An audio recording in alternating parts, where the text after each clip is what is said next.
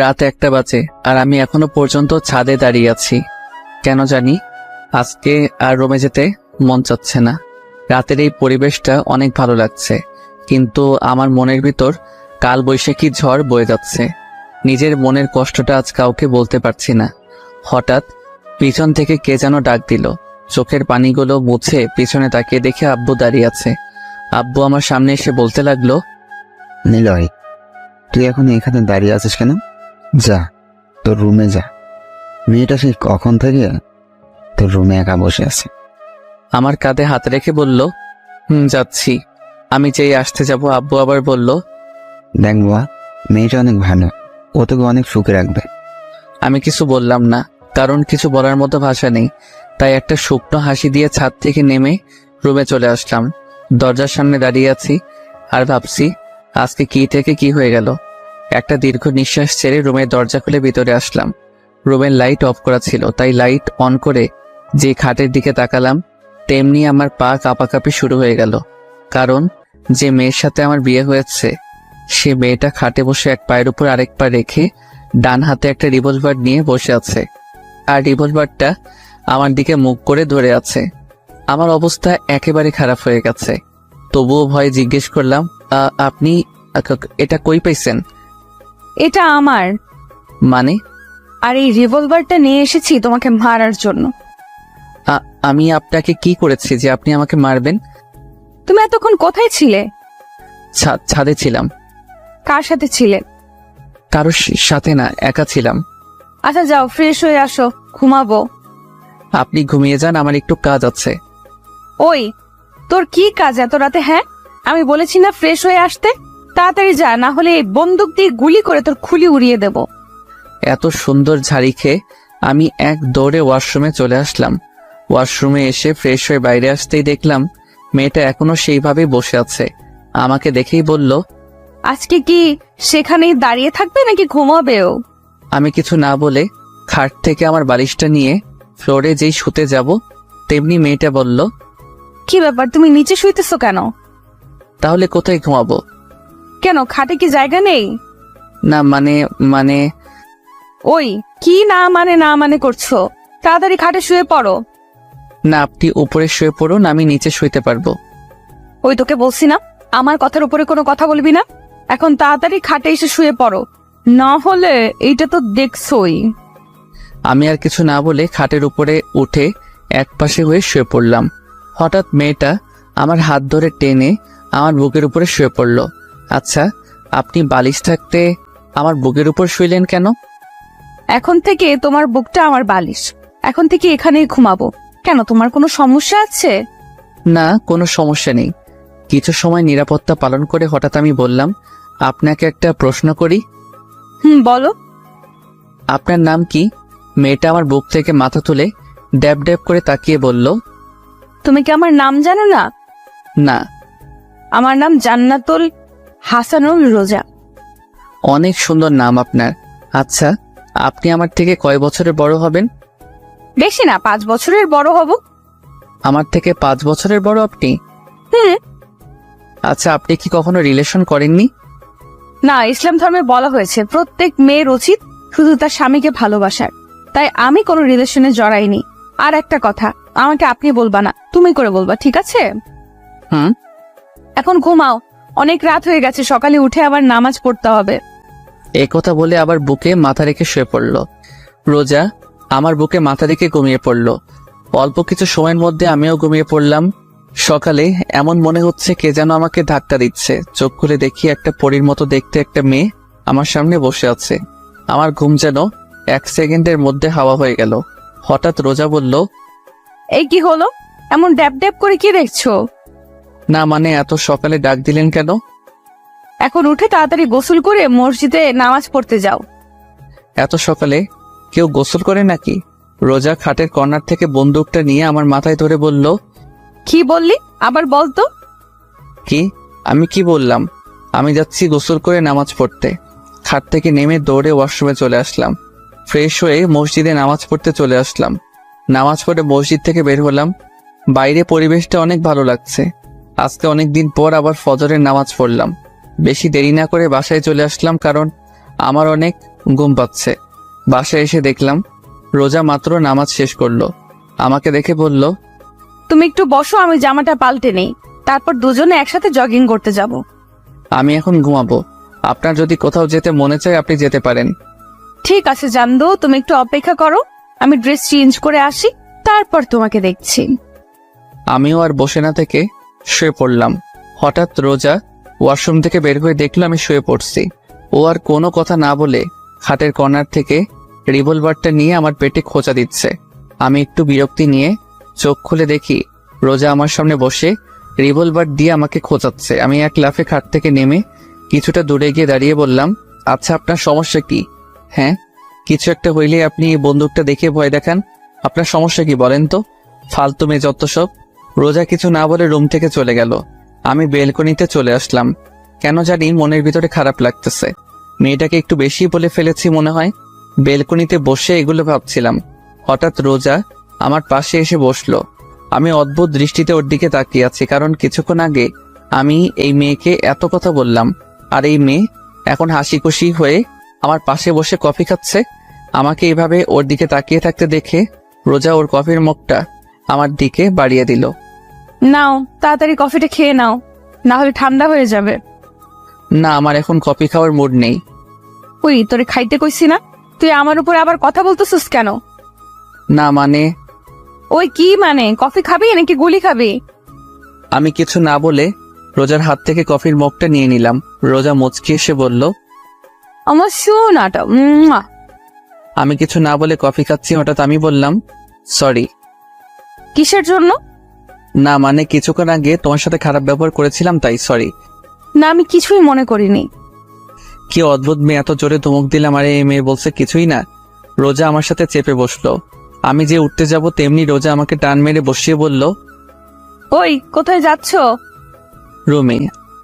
না, রুমে যাওয়ার কোনো প্রয়োজন নেই, এখানেই বসে থাকো। দেখো সকালের পরিবেশটা কত সুন্দর। আমি এক মনে রোজার দিকে তাকিয়ে আছি। এই মেয়েটা অনেক অদ্ভুত, আবার মায়াবীও। মাত্র কালকে দেখা হলো, আর এমন দেখাচ্ছে যে সে আমাকে আরো অনেক বছর আগে থেকে ভালোবাসে। ডাইনিং টেবিলে বসে আছি, আম্মু আর রোজা রান্নাঘরে কাজ করছে। আব্বু, তোমরা আমার সাথে এমন করলে কেন?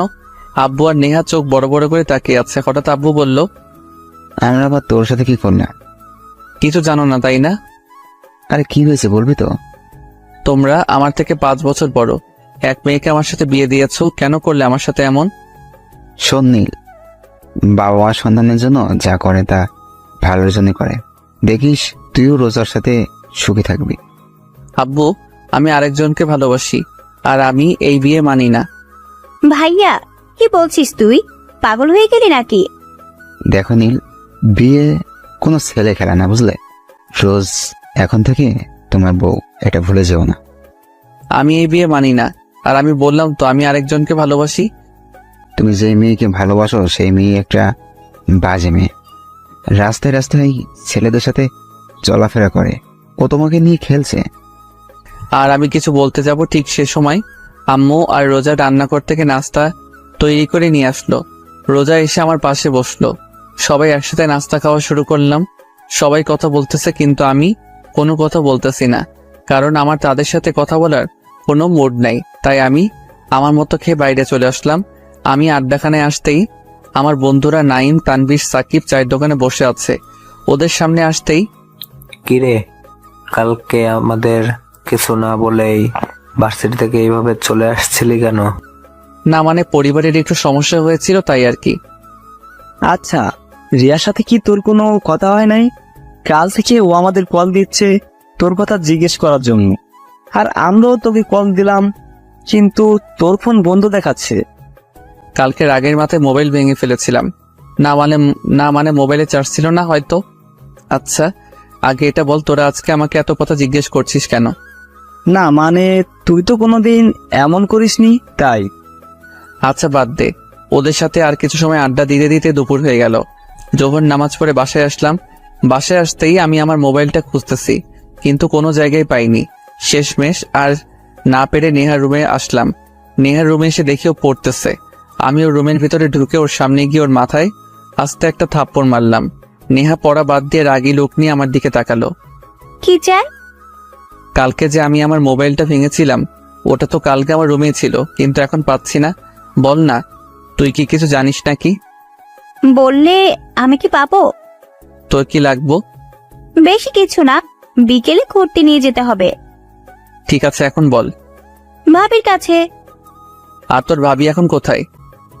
রান্না করে। আমি আর কিছু না বলে রান্নাঘরের সামনে চলে আসলাম। রান্নাঘরের সামনে এসে দেখি রোজা একটাই রান্না করছে। আমি রান্নাঘরে ঢুকে পড়লাম। কেমনে যেন রোজা রান্নাঘরে কারো উপস্থিতি টের পেয়ে তাড়াতাড়ি পিছনে করে তাকালো। রোজা আমাকে দেখে বলল, সকাল থেকে এই পর্যন্ত কোথায় ছিলে? বন্ধুদের সাথে। নামাজ পড়ছিলা? আমার একটা কথা ছিল। বলো। আমার মোবাইলটা কোথায়? বলবো, তার আগে আমার একটা শর্ত আছে। আমাকে এখন পেছন থেকে জড়িয়ে ধরো, তাহলে বলবো। কি পাগল হয়ে গিয়েছো নাকি? যত তাড়াতাড়ি ধরবে তত তাড়াতাড়ি মোবাইল পেয়ে যাবে। আমি পারবো না, অন্য কিছু বলো। তোমার ইচ্ছে, না ধরলে নাই, আমার কিচ্ছু যায় আসে না।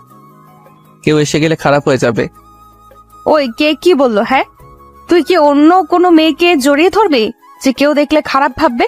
এখন চুপচাপ দাঁড়িয়ে না থেকে তুই তোর কাজ কর, না হলে চিৎকার করে সবাইকে বলবো তুই আমাকে নির্যাতন করছিস। রান্না করা বাদ দিয়ে পিছনে করে রাগি লোক নিয়ে বলল, শুরু হয়ে গেছে থ্রেট দেওয়া। আই, কি বিড়বিড় করছিস? আবার পিছনে করে ওর কাজ করতে করতে বলল। আমি আর কিছু না বলে রোজার পিছনে গিয়ে ওর দুই কাঁধে হাত দিয়ে রেখেছি। রোজা আমার হাতের স্পর্শ পেয়ে কিছুটা কেঁপে উঠল। আমি কি বলছি, আমার কাঁধ ব্যথা করতেছে? না তো। তাহলে তুই আমার কাঁধে হাত রেখেছিস কেন? আমাকে জড়িয়ে ধর, না হলে। কি আর করা, শেষমেশ রোজাকে জড়িয়ে ধরতে হলো। কিন্তু ওকে জড়িয়ে ধরতে দুজনে কেঁপে উঠলাম। কেমন যেন এক অন্যরকম অনুভূতি। রোজা ওর কাজ না করে চুপচাপ দাঁড়িয়ে আছে, চোখ বন্ধ করে। আমার মোবাইলটা কোথায়? ওটা ওটা তো ভেঙে গিয়েছিল, তাই আমি ফেলে দিয়েছি। কি, তুমি আমার মোবাইল ফেলে দিয়েছো? ওটার মধ্যে আমার সিম কার্ড ছিল, আর তুমি সেটা ফেলাই দিচ্ছ? আমি ওকে ছেড়ে দিয়ে বললাম, রোজা সত্যি করে বলো তো। ফেলে দিয়েছি, কারণ ওটা একটা ভাঙা মোবাইল ছিল। তাই আর আমি কি জানতাম নাকি যে মোবাইলের ভেতরে সিম কার্ড ছিল? আমি কিছু না বলে রুমে চলে আসলাম। বিকেলে বেলকনিতে বসেছিলাম, এমন সময় নেহা আসলো। এসেই বলল, ওই ঘুরতে নিয়ে যাবি না? না গেলে হয় না? দেখ, তুই কিন্তু আমাকে কথা দিয়েছিস, এখন কথা মোতাবেক কাজ কর। আচ্ছা ঠিক আছে, তুই যা, আমি রেডি হয়ে আসছি। অল্প কিছু সময়ের মধ্যে রেডি হয়ে নিচে চলে আসলাম। নেহার জন্য অপেক্ষা করতে লাগলাম। হঠাৎ মাথায় একটা কথা আসলো। আজকে দুপুরের পর থেকে রোজা রুমে আসেনি, আর ওর সাথে দেখাও হয়নি। হঠাৎ নেহা আমার সামনে এসে বলল, চল ভাইয়া, আমরা রেডি। আমরা মানে? আমি আর ভাবি। কিন্তু তুই তো বলেছিলি তুই একা যাবি। ওই খবরদার, মিথ্যা কথা বলবি না। আমি বলেছি ঘুরতে নিয়ে যেতে হবে, কিন্তু এটা বলিনি যে আমাকে নিয়ে যেতে হবে। আচ্ছা ঠিক আছে, তোর ভাবি কই?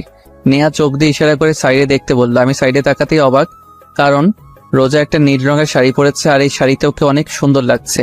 ওর টানা টানা হরিণের মতো চোখে একটা দৃষ্টিতে তাকিয়ে থাকতে মন চাচ্ছে। রোজা আমাকে এইভাবে ওর দিকে তাকিয়ে থাকতে দেখে ও লজ্জায় লাল হয়ে গেল। আমার দুজনের অবস্থা দেখে নেহা বলল, ওই আজকে কি তোমরা যাইবা, নাকি এখানে একজন আরেকজনের দিকে তাকায় থাকবা? নেহার কথা শুনে আমাদের দুজনের ঘোর কাটলো। চলো। আমি গাড়ি ড্রাইভ করছি, আর পিছনে রোজা আর নেহা কথা বলেই যাচ্ছে। থামার কোনো নামই নেই। ওদের কথা শুনে মন চাচ্ছে গাড়ি থেকে লাফ দিই। হঠাৎ নেহা বলল, ভাইয়া, ওই দোকানদারটার সামনে গাড়ি থামা। কেন? ফুচকা খাবো তাই। এখন কথা কম বলে গাড়ি থামা। দোকানটার সামনে গাড়ি থামাতে রোজা আর নেহা গাড়ি থেকে হাওয়া বাইরে তাকিয়ে দেখি ওরা দোকানের দিকে হাঁটা দিচ্ছে। কি আর করার, ওদের পিছে পিছে যেতে হলো। রোজা আর নেহা এক পাশে বসলো, আর আমি আরেক পাশে। কিছু সময় পর নেহা আর রোজা এমন ভাবে ফুচকা খাওয়া শুরু করলো যে অনেক বছর পর ফুচকা দেখেছে। একটার পর একটা মুখের ভেতর ঢুকিয়ে চলেছে। হঠাৎ কোথা থেকে যেন একটা মেয়ে আমার পাশের সিটে বসে পড়লো। রোজা আর নেহা খাওয়ার মধ্যেই ব্যস্ত, আর আমি ড্যাব ড্যাব করে মেয়েটার দিকে তাকিয়ে আছি। মেয়েটার গায়ের রং ফর্সা। মেয়েটা একটা কালো রঙের শাড়ি পরেছে, হাতে কালো চড়ি, কপালে কালো টিপ। মেয়েটাকে অনেক সুন্দর লাগছে। হঠাৎ মেয়েটা আমাকে বলল, আচ্ছা, আপনি কি সিঙ্গেল? আমি আপনাকে অনেক ভালোবেসে ফেলেছি।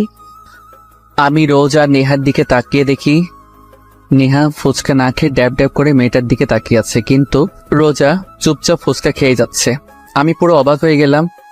স্ত্রীর সামনে নিজের স্বামীকে অন্য মেয়ে প্রপোজ করছে আর এই মেয়ে কোনো কিছু না করে ফুসকা খাচ্ছে। কি অদ্ভুত মেয়ে। মেয়েটা আবার বলতে শুরু করলো, আসলে আপনাকে আমার অনেক ভালো লেগেছে, তাই জিজ্ঞেস করলাম। আচ্ছা, আপনার নাম্বারটা দিতে মেয়েটা আর কিছু না বলে হঠাৎ উঠে এক দৌড়ে দোকানের ভেতর থেকে বের হয়ে গেল। আমি মেয়েটার কাণ্ড দেখে অবাক হয়ে গেলাম। এমনভাবে দৌড় দিল যে কোনো ভূত দেখেছে। আমি নেহার দিকে তাকিয়ে দেখি ও রোজার দিকে তাকিয়ে আছে। আমি রোজার দিকে তাকাতেই আমার গলা শুকিয়ে কাঠ হয়ে গেছে, কারণ রোজা সেই রিভলভারটা টেবিলের উপর রাখা আর ও চুপচাপ ফুসকা খাচ্ছে যেন কিছুই না। নেহা এমনভাবে রোজার দিকে তাকিয়ে আছে যে ওর চোখ এখনই বের হয়ে আসবে। আমি কাঁপা কাঁপা কণ্ঠে বললাম, এটা এখানে কোথা থেকে আসলো?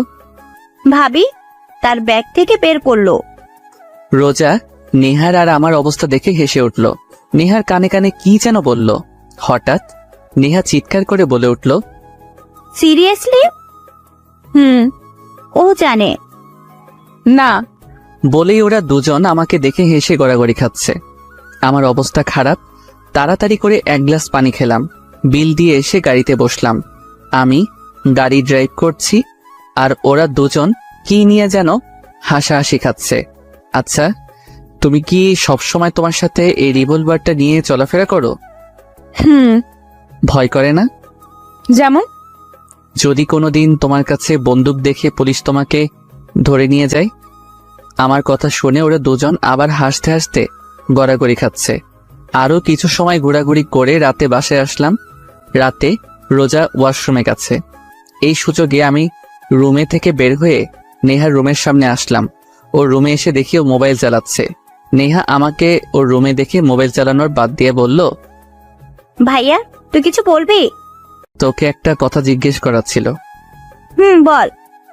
তোর ভাবি ওই সময় তোর কানে কানে কি বলছিল? সেটা তো বলা যাবে না। কেন?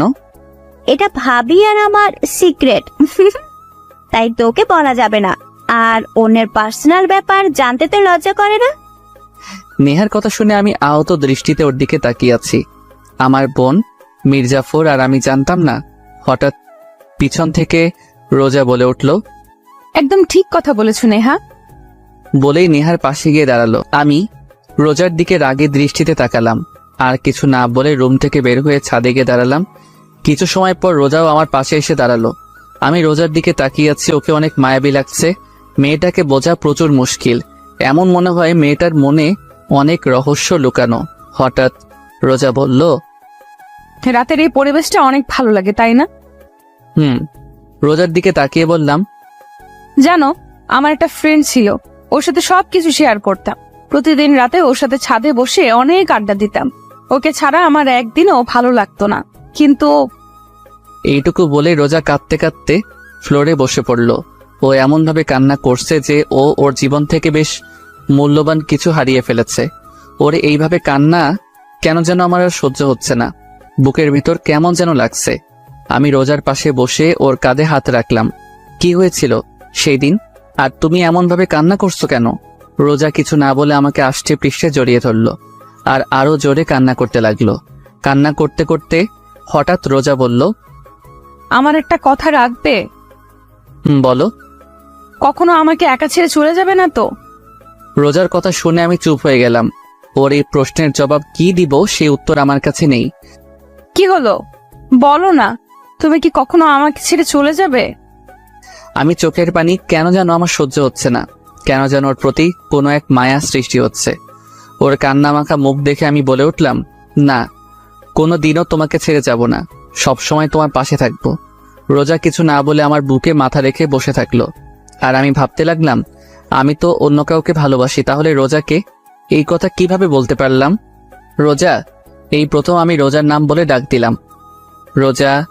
রোজা এখনো নিশ্চুপ থাকায় বুঝতে পারলাম ও ঘুমিয়ে পড়েছে। রাত 11টা বেজে গেছে আর আকাশের অবস্থা দেখে বোঝা যাচ্ছে বৃষ্টি আসতে পারে। তাই বেশি দেরি না করে রোজাকে সাবধানে কোলে তুলে নিলাম। ছাদ থেকে নেমে রুমে যাচ্ছি, এমন সময় আমাদের সামনে নেহা এসে হাজির। তো এত রাতে কোথা থেকে আসা হলো? চুপ, আসতে বলো। রোজা ঘুমিয়ে পড়েছে। ও, তুই কি করছিস? এত রোমান্টিক একটা সময়, ভাবি তোর কোলে একটা ছবি তুলে নেই। নেহার ছবি তোলা হয়ে গেলে আমরা রুমে চলে আসলাম। রোজাকে বিছানায় শুয়ে দিলাম। আমি ওর অপর পাশে শুয়ে পড়লাম, রোজার দিকে মুখ করে। ঘুমন্ত অবস্থায় রোজাকে অনেক মায়াবতী লাগছে। কান্না করার ফলে ওর দু চোখ ফুলে গেছে, নাক লাল হয়ে গেছে। ওকে দেখে আমার এক অন্যরকম অনুভূতি কাজ করছে। কেন যেন এখন আর রিয়ার কথা মনে পড়ছে না। মন চাচ্ছে রোজার সাথেই থাকি সব সময়।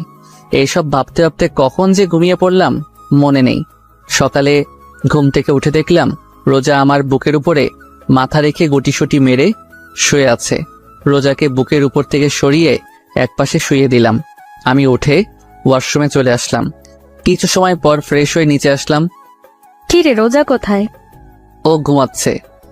ও, তো এখন কি ভার্সিটিতে যাবা? হুম, নেহা কি যাবে না? নেহা তো ওর ফ্রেন্ডদের সাথে চলে গেছে। ও, কিছু সময় পর ভার্সিটির উদ্দেশ্যে রওনা দিলাম।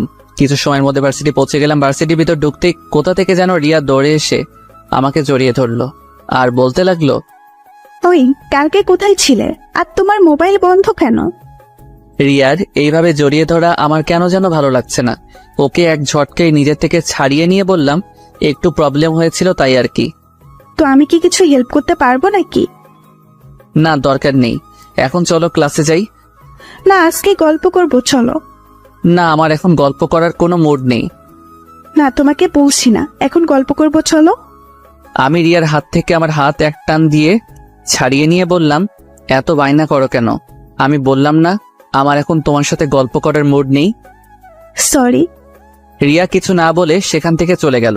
আর আমি ভাবতে লাগলাম আজ এই প্রথম আমি রিয়ার সাথে এমন ব্যবহার করলাম, কিন্তু কেন করলাম তা অজানা।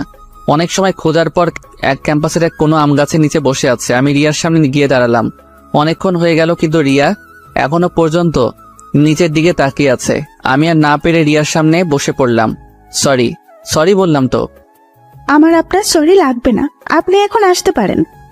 না, আমি এখন আমার জানের সাথে গল্প করব। দরকার নেই আপনার গল্প। আমি রিয়ার পাশে বসে রিয়ার মাথা ধরে আমার কাঁধে রাখলাম। রিয়া আমার কাঁধে মাথা রেখে চুপচাপ বসে আছে। এখন কি কোনো কথা না বলার প্রতিজ্ঞা করেছো? হুম। ঠিক আছে, আমি কোনো কথা বলবো না।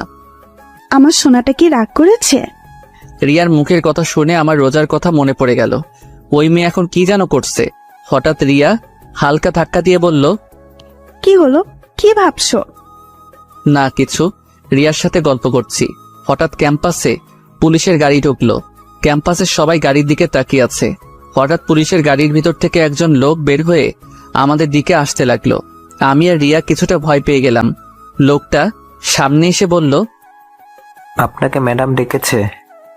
আমি কি করেছি যে আপনার ম্যাডাম আমাকে ডেকেছে? সেটা না হয় ম্যাডামের কাছ থেকেই শুনে নিয়েন। বলে আমার হাত ধরে টেনে নিয়ে যেতে লাগলো যেন আমি কোনো আসামি। পুরো ক্যাম্পাসের সবাই আমার দিকে তাকিয়ে আছে আর ভয়ে আমার গলা শুকিয়ে কাট, হার্টবিট কয়েক গুণ গতিতে লাফাতে লাগলো। লোকটা পুলিশের গাড়ির সামনে এসে বলল, ম্যাম, নিয়ে এসেছি। গাড়ির ভিতরে যে বসেছিল তাকে বলল। আপনি এখন যেতে পারেন। লোকটা চলে গেল। গাড়ির ভিতরে যে মেয়েটা বসেছিল তাকে দেখে আমার মাথায় আকাশ ভেঙে পড়ল। আমার গলা দিয়ে কোনো কথা বের হচ্ছে না। কাপা কাপা গলায় বললাম, তুমি? তো এখানে কি অন্য কেউ থাকার কথা ছিল নাকি? পুলিশ থাকার কথা। তুমি গাঁজা টাজা খাইছো নাকি? না, কেন? তাহলে তুমি কি আমার শরীরে পুলিশের ইউনিফর্ম পরা তাকে দেখো না? তাহলে তুমি কি আসলেই পুলিশ? কোন পোস্টে? ওসি। আচ্ছা, তুমি কি এখন গোয়েন্দাদের মতো শুধু প্রশ্নই করে যাবে নাকি গাড়িতে উঠে বসবে? দেখো, পুরো ক্যাম্পাসের সব লোক আমাদের দিকে তাকিয়ে আছে। রোজার কথা শুনে আশেপাশে তাকিয়ে দেখি সবাই আমাদের দিকে তাকিয়ে আছে। রিয়ার দিকে তাকিয়ে দেখি ও ওখানেই থ মেরে দাঁড়িয়ে আছে। আমি কোনো কথা না বলে গাড়িতে উঠে বসলাম। রোজা ড্রাইভ করছে আর আমি চুপচাপ ড্যাব ড্যাব করে রোজার দিকে তাকিয়ে আছি। রোজাকে এই ড্রেসে এক কথায় অসাধারণ লাগছে। রোজা আমাকে এইভাবে তাকিয়ে থাকতে দেখে লজ্জা মাখা মুখে বলল, ওই এইভাবে ড্যাব ড্যাব করে তাকে কি দেখছো? তোমাকে? আমাকে দেখার মতো আমার মাঝে এমন কি আছে? বলতে পারলাম না, কিন্তু তোমাকে অনেক সুন্দর লাগছে। তাই? আচ্ছা, এই কয়দিন না আমাকে ভয় পাইতা? না, ভয় কেন লাগবে? এখন কি ভয় লাগছে না? আমার সাথে ফাসলামে আমাকে ছাড়া অন্য কোনো মেয়ের সাথে থাকলে জেলে ভরে দিতে পারতো। রোজার কথা শুনে এখন ভয় লাগতে শুরু করলো, কারণ এই মেয়ের কথা বলা যায় না, বিনা কারণে জেলেও ঢুকিয়ে দিতে পারে। আমি রোজার দিকে থেকে চোখ ফিরিয়ে বাইরের দিকে তাকিয়ে থাকলাম। আমার অবস্থা দেখে রোজা হেসে ফেললো। কিছুক্ষণ পর রোজা আমাকে নিয়ে লেগের পাড়ে আসলো। রোজা আর আমি একটা বেঞ্চে বসে আছি, কেউ কোনো কথা বলছি না। নিরাপত্তা ভেঙে হঠাৎ রোজা বলল, তোমাকে একটা প্রশ্ন করি। বলো। ক্যাম্পাসে তোমার সাথে যে মেয়েটা বসেছিল সে কি আমার সতীন? রোজা এমন প্রশ্ন করবে তা ভাবতে পারিনি। ওর এই প্রশ্নের জবাব কি দিব তা ভেবে পাচ্ছি না। আমাকে চুপ থাকতে দেখে রোজা বলল, এই শোনো, আমি কিন্তু অন্য কারোর সাথে আমার স্বামীর ভাগ বসাবো না। তুমি শুধু আমার। অন্য কোনো মেয়ের দিকে তাকালে তোমাকে বিনা টিকিটে উপরে পাঠিয়ে দেব। বুঝেছি। আচ্ছা, একটা প্রশ্ন করি। বলো। তুমি জানলে কিভাবে যে ওই মেয়ের সাথে আমার কিছু চলছে? আমাদের বিয়ের আগে আব্বু বলেছিল তুমি একটা মেয়েকে ভালোবাসো, আর সেই মেয়ে নাকি তোমার সাথে খেলা করেছে। আর আজকে তুমি আর ওই মেয়ে ক্যাম্পাসে একবার কর্নারে বসেছিলে, তাই আমার আর বুঝতে বাকি রইল না এটাই সেই মেয়ে। রোজা এক নিঃশ্বাসে বলল, তো তোমার কি আমার উপর কোনো রাগ বা কষ্ট নেই? রাগ বা কষ্ট থাকবে কেন? এই যে তোমার স্বামী যে অন্য মেয়ের সাথে বসেছিল, রোজার মনের কথা জানার জন্য বললাম। আমি কি মানুষ নাকি যে আমার কষ্ট থাকবে? এখন চলো, এখানে ভালো লাগছে না। বলেই রোজা সেখান থেকে উঠে গাড়িতে গিয়ে বসলো। রোজার আচরণ দেখে বুঝলাম ও অনেক কষ্ট পেয়েছে। কেন যেন এই মেয়েকে বুঝতে পারছি না, পুরো অদ্ভুত একটা মেয়ে। আমি গিয়ে রোজার পাশে বসলাম। রোজা কিছু না বলে চুপচাপ ড্রাইভ করতে লাগলো। আমার নিজের ভিতর কেমন যেন একটা গিল্টি ফিল হতে লাগলো। রোজাকে কি বলবো তা খুঁজে পাচ্ছি না। হঠাৎ রোজা একটা মলের সামনে গাড়ি থামিয়ে বলল, নামো। আমরা এখানে কেন এসেছি? ওই, তুই নামবি নাকি অন্য কোনো পদক্ষেপ নিব? আমি কিছু না বলে গাড়ি থেকে নেমে রোজার পিছনে পিছনে চুপচাপ হাঁটছি। হঠাৎ রোজা একটা মোবাইলের শোরুমে ঢুকলো। আমি একটু দাঁড়িয়ে ভাবলাম রোজা এখানে কেন এসেছে। কিছু না ভেবে দোকানের ভিতরে ঢুকে পড়লাম। রোজা একটা মোবাইল সিম কার্ড কিনলো। আমি চুপচাপ দেখে যাচ্ছি। মোবাইলটা দেখে আমার লোভ এসে পড়লো, মন চাচ্ছে যদি এই মোবাইলটা আমার হতো। রোজা বিল পেমেন্ট করে আবার বেরিয়ে পড়লো। আমিও রোজার পিছে পিছে বের হয়ে গাড়িতে বসলাম। কিছুক্ষণ পর রোজা একটা রেস্টুরেন্টের সামনে গিয়ে গাড়ি থামালো। আমার দিকে তাকাতেই আমি গাড়ি থেকে নেমে পড়লাম। রোজা আর আমি রেস্টুরেন্টে থেকে লাঞ্চ করলাম, কিন্তু রোজা আমার সাথে কোনো প্রকার কথাও বলেনি।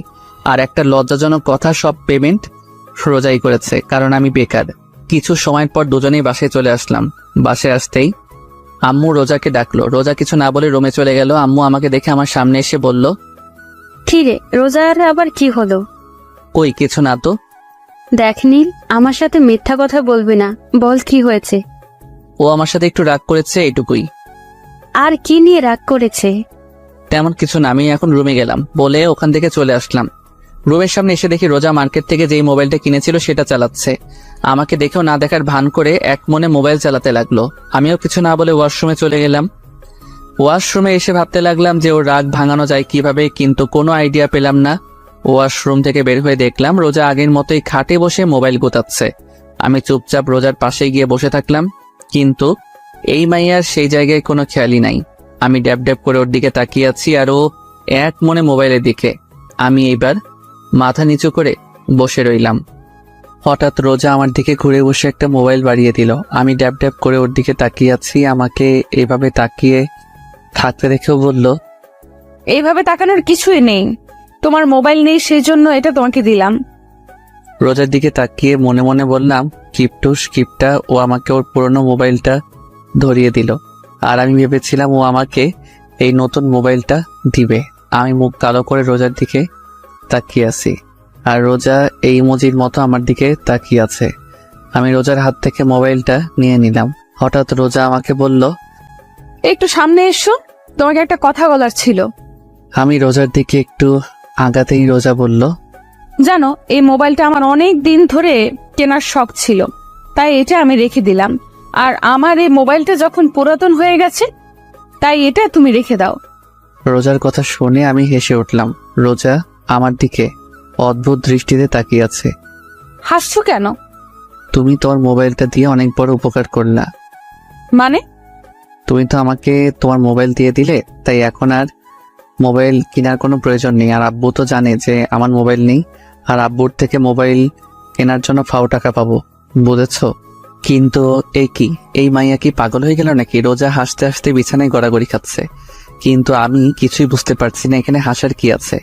হাসছো কেন? দাঁড়াও, আগে হেসে নেই, তারপর বলছি।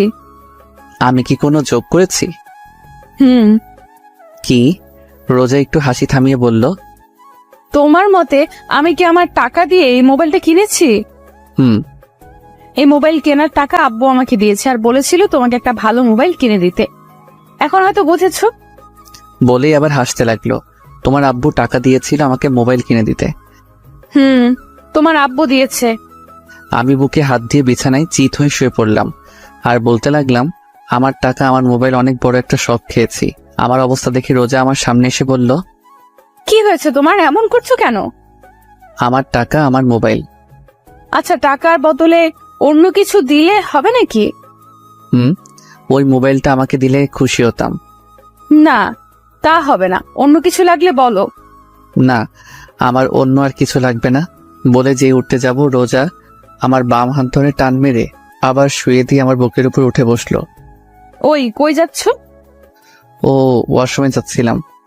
কিছু সময় আগে না ওয়াশরুমে গিয়েছিলে? আবার যেতে মন চাচ্ছিল। কেন, ওয়াশরুমে কি ওই ডাইনি বুড়ি রিয়া আছে নাকি? হুম। কি বললি, আবার বলতো। না মানে কি না মানে বলছিস, ভালো মতো বল। আমি যেই কিছু বলতে যাব তার আগেই রোজা ওর মুখ আমার মুখের সামনে নিয়ে আসলো। রোজার নিঃশ্বাস আমার মুখে পড়ছে আর আমার নিঃশ্বাস রোজার মুখে। রোজা কিছুটা কেঁপে উঠল।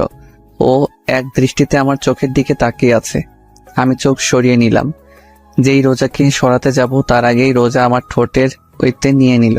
প্রায় 6 মিনিট পাগলের মতো কিস করার পর হঠাৎ আমার নিঃশ্বাস বন্ধ হয়ে যাচ্ছে, তাই রোজাকে ধাক্কা দিয়ে সরিয়ে ফেললাম। দুজনেই হাঁপাতে লাগলাম। রোজা বলল, ওই তুমি আমাকে সরালে কেন? এমন পাগলের মতো কেউ কাউকে কিস করে? আর একটু হলেই তো মরে গিয়েছিলাম। আমার স্বামীকে আমি মেরে ফেলবো, কিস করবো, তাতে তোমার কি? আচ্ছা, তোমার কি লজ্জা করে না? কেন লজ্জা করবে? তোমার থেকে বয়সে একটা ছোট ছেলেকে কিস করতে? আর এই বয়সে কম ছেলেটা আমার স্বামী, তাই আমার যা মন চাইবে আমি তাই করব। বলেই রোজা চলে গেল আর আমি ছাদে চলে আসলাম। ছাদে এক কর্নারে দাঁড়িয়ে ভাবতে লাগলাম, এখন মনে হচ্ছে রোজার জন্য আমার মনে ভালোবাসা জন্ম নিয়েছে। ওর এই পাগলামোগুলো কেন যেন ভালো লাগছে। তাহলে কি আমি রোজাকে ভালোবেসে ফেলেছি? কিন্তু আমি তো রিয়াকে ভালোবাসি। রাতে সবার সাথে খাওয়া দাওয়া করে রুমে এসে খাটে বসে রোজার দেওয়া মোবাইলটা হাতে নিয়ে দেখতে লাগলাম আর ভাবছি মোবাইলটা চালু করব নাকি। বেশি কিছু না ভেবে মোবাইলটা অন করলাম। মোবাইলের ওয়ালপেপার দেখে আমি একটু অবাক হলাম, কারণ সেদিন রাতে নেহা আমার আর রোজার যে ছবিটা তুলেছিল সেটা দিয়ে রেখে, তার মানে সেই রাতের ঘটনা রোজা নেহার থেকে শুনেছে। ওসব ভাবছি, হঠাৎ রোজা রুমে ঢুকলো। কিছু না বলে রুমের দরজা লাগিয়ে আমার সামনে এসে বলল, আমি এখন ঘুমাবো। তো ঘুমিয়ে যাও, আমি কি তোমাকে ধরে রেখেছি নাকি? তুমি কি ঘুমাবে না? হুম। তাহলে ঘুমাও, এত রাতে ফোন চালাচ্ছ কেন? তুমি ঘুমিয়ে পড়ো, আমি একটু পর ঘুমাবো। বুঝেছি, ভালোভাবে বললে হবে না। বলেই রোজা খাটের উপরে উঠে আমার হাত থেকে মোবাইলটা নিয়ে নিল। আমি শুধু নির্বাক দর্শক হিসেবে তাকিয়ে আছি। মোবাইলটা সাইডে রেখে আমার হাত টান মেরে শুয়ে দিয়ে ও আমার বুকের উপর শুয়ে পড়ল। আমি এখনো নির্বাক দর্শক হিসেবে তাকিয়ে আছি। এটা কি হলো? কোথায় আবার কি হলো? তুমি আমার উপর কেন শুয়েছ? বিছানায় তো বালিশ আছে, ওখানে সব। আমার বালিশ শুধু তুমি। হ্যাঁ নয় হ্যাঁ। এখন কথা কম বলে শুয়ে পড়ো, অনেক রাত হয়েছে। আমি আর কিছু বললাম না, কারণ এই মেয়ের সাথে কথায় পেরে ওঠা অসম্ভব।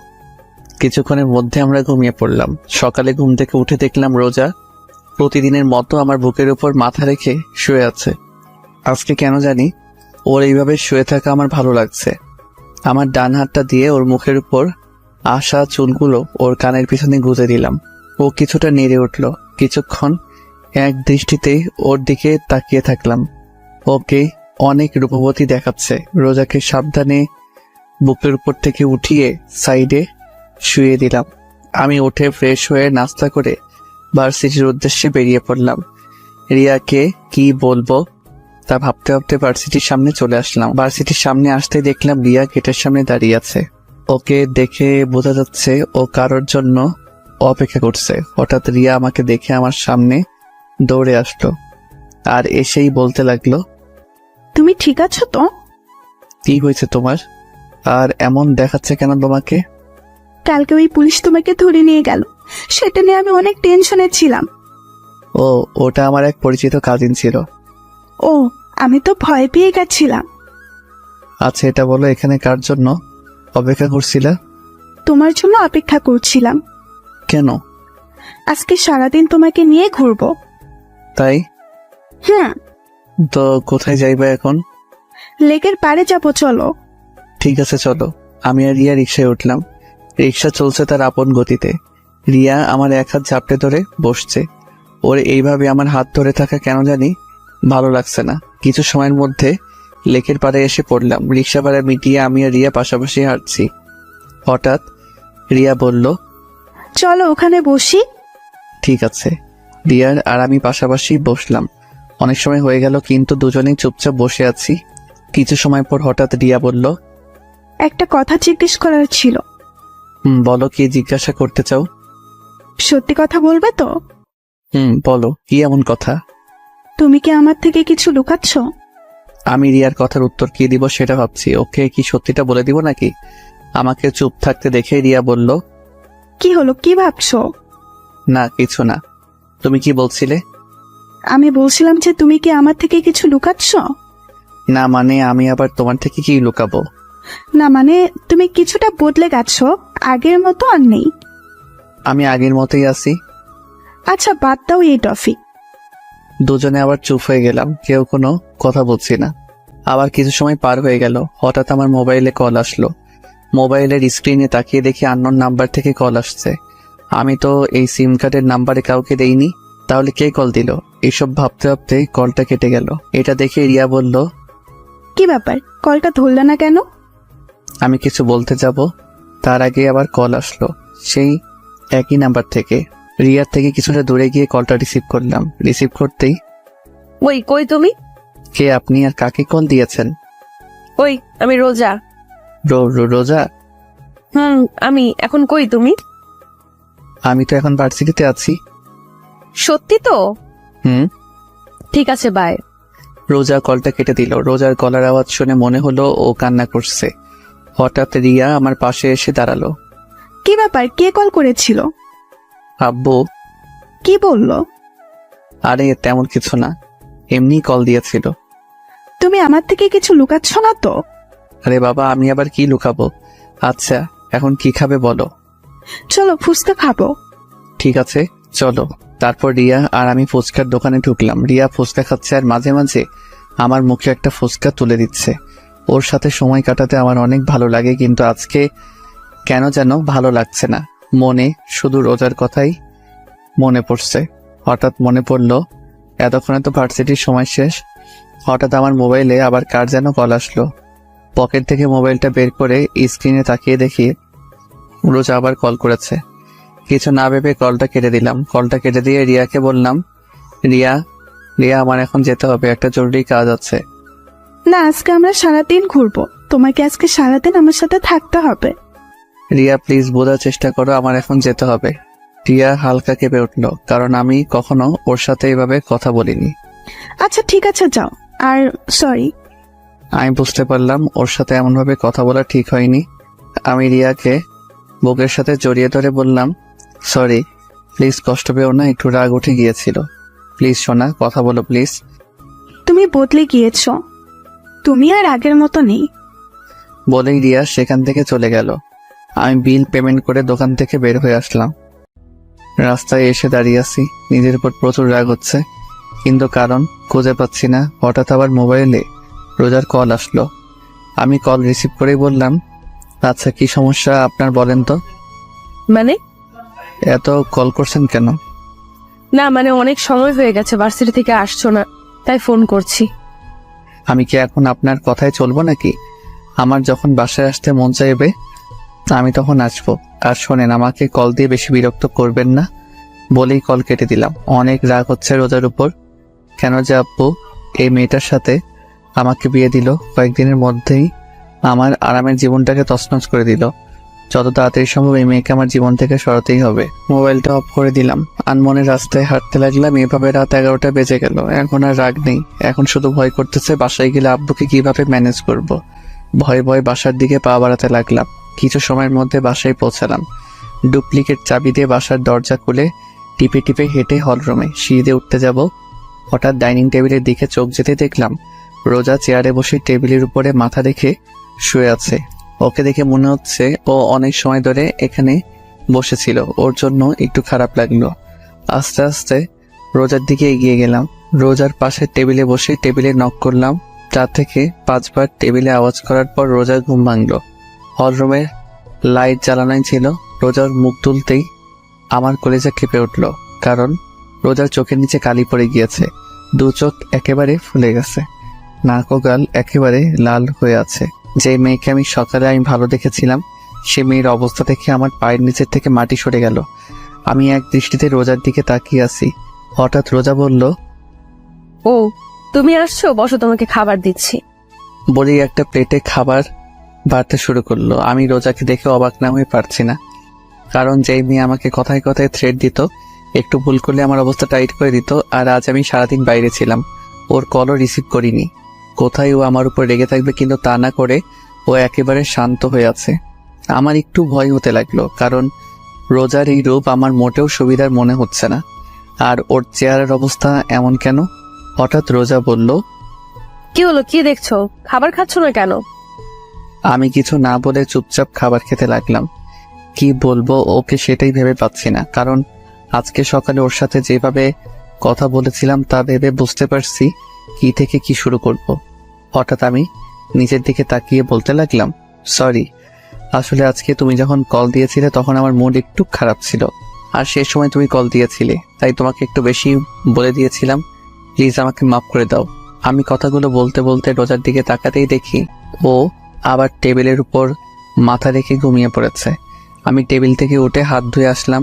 রোজার সামনে এসে দাঁড়িয়ে রইলাম। এই মেয়েটা এমন অদ্ভুত কেন, যে কোনো জায়গায় ঘুমিয়ে পড়ে। এখন আবার ওকে কোলে করে রুমে নিয়ে যেতে হবে। মুচকি এসে যেই রোজার শরীরে যেই হাত রাখলাম, যা তেমন আমি 2 কদম পিছে চলে গেলাম, কারণ রোজার শরীর জ্বরে পড়ে যাচ্ছে। আমি অনেক ঘাবড়ে গেলাম। এখন কি করব কিছুই মাথায় আসছে না। আমি তাড়াতাড়ি করে রোজার কাছে গিয়ে ওকে কোলে তুলে নিলাম। রোজাকে কোলে নিয়ে রুমে চলে আসলাম। এসেই রোজাকে বিছানায় শুয়ে দিয়ে দৌড় দিয়ে ওয়াশরুমে চলে গেলাম। একটা বালতির মধ্যে পানি এনে কাপড় দিয়ে রোজার মাথায় পানি পট্টি দিতে লাগলাম। হঠাৎ খেয়াল করলাম রোজা কাঁপছে। বিছানার সাইড থেকে কম্বলটা নিয়ে রোজা গায়ে জড়িয়ে দিলাম। রোজা কম্বলটাকে আষ্টে পৃষ্ঠে জড়িয়ে ধরলো, আর আমি ওর মাথার পাশে বসে পানি পট্টি দিতে থাকলাম। আর ভাবতে লাগলাম, রোজার আজকে যে অবস্থা তার জন্য একমাত্র দায়ী আমি। আমার জন্যই হয়তো এমন হয়েছে। আজকে ওকে শুধু শুধু এতগুলো কথা শুনিয়েছিলাম। সারাটা দিন মেয়েটা কতবার কল করেছিল, কিন্তু একটাবারও ওর কল রিসিভ করিনি। কত যেন কষ্ট পেয়েছে, আর গাধার মতো এসে আমি ওকে রেখে খেতে বসে গেলাম। একটাবারও জিজ্ঞেস করলাম না যে তুমি খেয়েছো কিনা। নিজের উপর অনেক রাগ হতে লাগলো। হঠাৎ এমন মনে হলো আমার গাল বেয়ে পানি গড়িয়ে পড়ছে। এক হাত দিয়ে চেহারায় হাত দিয়ে দেখে আমার চোখে পানি। আমার চোখের পানিটা মায়ার নাকি কষ্টের সেটা অজানা। আমি শেষবার কবে কেঁদেছিলাম সেটা আমার মনে নেই। কেন যে মেয়েটাকে এত কষ্ট দিতে গেলাম। রোজার চেহারার দিকে তাকালেই কেন জানি আমার অনেক কষ্ট হচ্ছে। এইভাবে সারা রাত রোজার মাথায় পানি ঢালতে ঢালতে সকাল হয়ে গেল। সকাল 6টা। এখন রোজার শরীরের জ্বর কিছুটা কমে এসেছে। হঠাৎ আমি রোজার জামার দিকে খেয়াল করে দেখলাম পানি ঢালতে ঢালতে ওর জামা বেশ খানিকটা ভিজে গিয়েছে। এখন হইল আরেক সমস্যা, রোজার জামা চেঞ্জ করা যায় কিভাবে। কিছু সময় ভেবে আমি রুম থেকে বের হয়ে নেহার রুমের সামনে আসলাম। নেহার রুমের সামনে এসে বেশ খানিকটা সময় ধরে নেহাকে ডাকার পরে নেহা দরজা খুলতেই বলল, কি হয়েছে? সমস্যা কি? আপনি এত সকালে আমাকে ডাকছেন কেন? নেহা আমার সাথে এতটুকু বলেই চুপ হয়ে গেলাম, কারণ আমার বোন আমাকে আপনি করে বলছে। কি হলো বোন, তুই আমাকে আপনি করে বলছিস কেন? নেহা এক ঝটকায় হাতটা সরিয়ে নিয়ে আমার থেকে 2 কদম পিছে গিয়ে বলতে লাগলো, আমার ইচ্ছা আমি কাকে কি বলে রাখবো। আর আপনি আমার ভাই না, আমি আপনার কোনো বোন না। আমি অবাকের উপর অবাক হচ্ছি। কারণ কি এমন হয়েছে যার কারণে নেহা আমার সাথে এমন ব্যবহার করছে? কেন জানি ওর কথাগুলোয় আমার ভিতরে কেমন যেন ব্যথা অনুভব হতে লাগলো। হঠাৎ নেহা আমার মুখের সামনে চুটকি বাজিয়ে বলল, কি হলো? আপনি কেন এসেছেন এখানে? রোজার। কি হয়েছে ভাবি? কি বলেন? কি হয়েছে ভাবি? আমি কিছু বলার আগে নেহা আমাকে পাশ কাটিয়ে আমার রুমের দিকে দৌড় দিল। আমি দাঁড়িয়ে না থেকে নেহার পিছনে পিছনে গেলাম। নেহার রুমের ভিতর ঢুকে রোজার অবস্থা দেখে আমার দিকে রাগী দৃষ্টিতে তাকালো। ও এমনভাবে আমার দিকে তাকালো যে আমি কোনো জেলের আসামি। নেহা আমার সামনে এসে বলল, কি করেছেন আপনি ভাবির সাথে? রাতে আমি আর রোজা খাবার টেবিলে বসেছিলাম। আমি খাবার খাচ্ছি, হঠাৎ দেখি রোজা কিছুটা কাঁপছে, কিন্তু আমি ভেবেছিলাম হয়তো এমনই। তারপর হাত ধুয়ে এসে যখন ওর ঢাক দিলাম কিন্তু উঠল না। ওর শরীরের হাত দিয়ে দেখি ওর শরীরে প্রচুর জ্বর এসেছে। তারপর ওকে রুমে নিয়ে এসে পানি পট্টি দিতে দিতে ওর জামা ভিজে গিয়েছে, তাই তোকে ডাক দিয়েছি।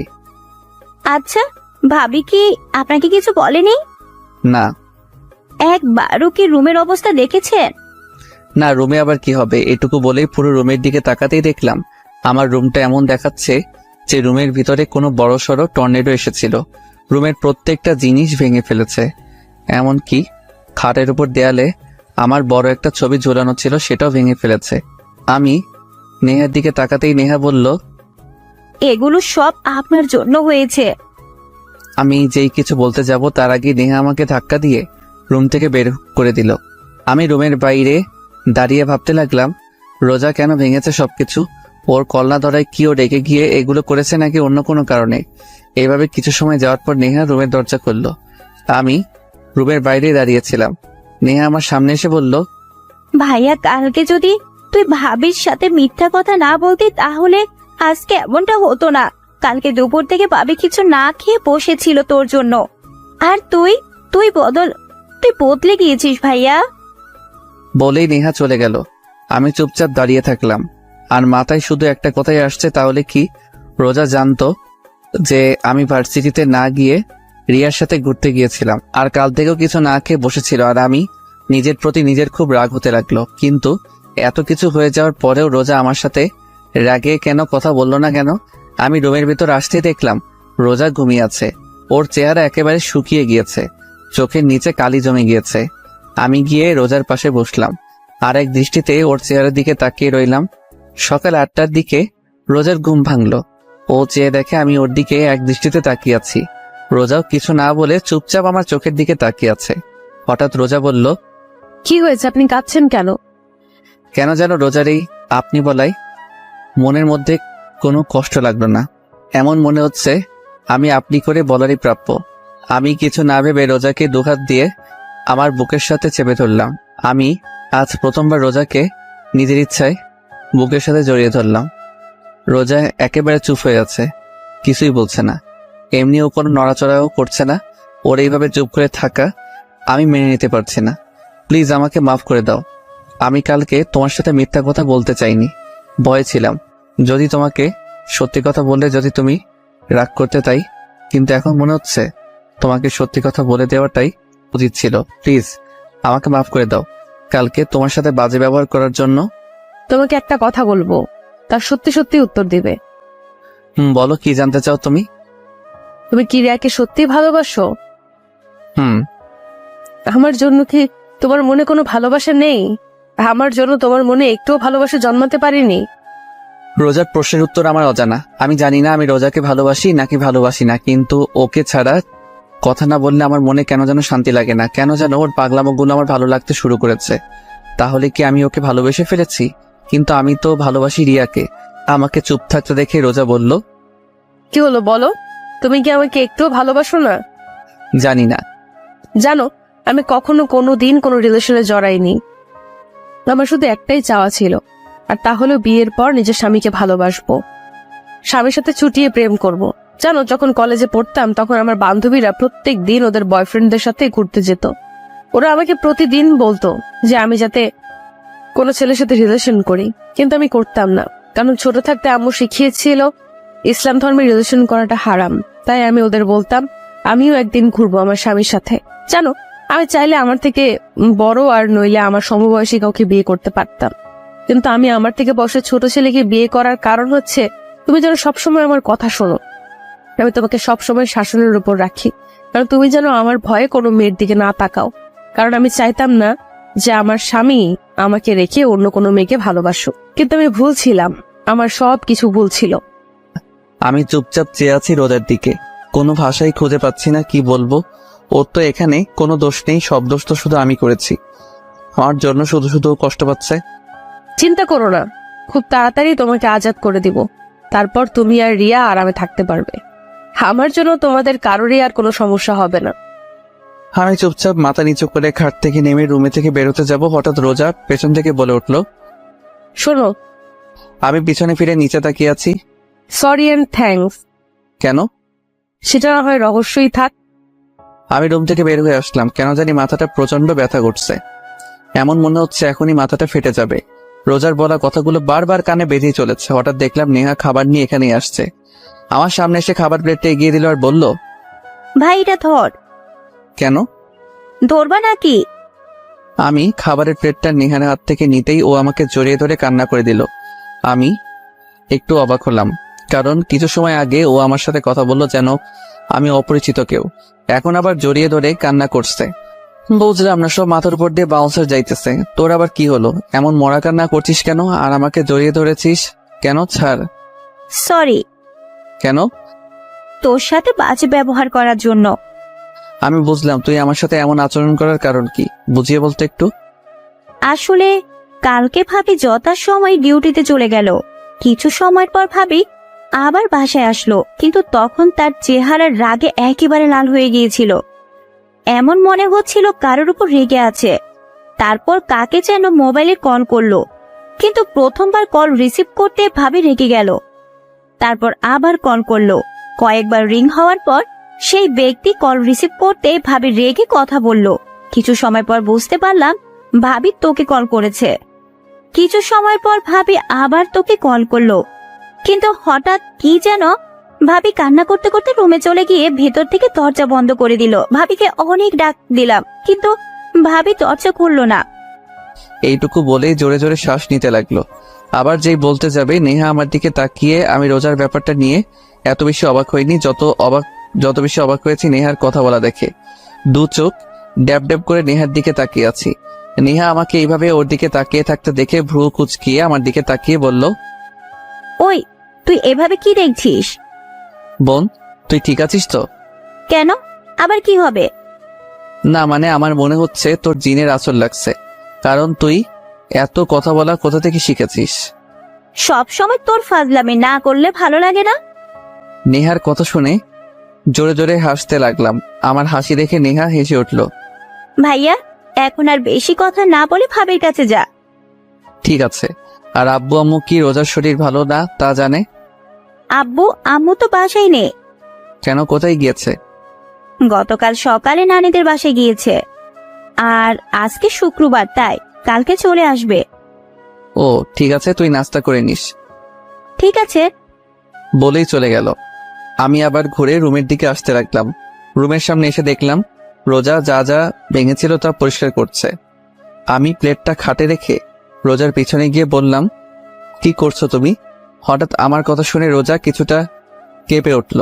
রোজা পিছনে তাকিয়ে বলল, কালকে তো এইগুলো আমি ভেঙেছিলাম, তাই পরিষ্কার করছি। তুমি কি আমার সাথে ফাইজলামি করছো?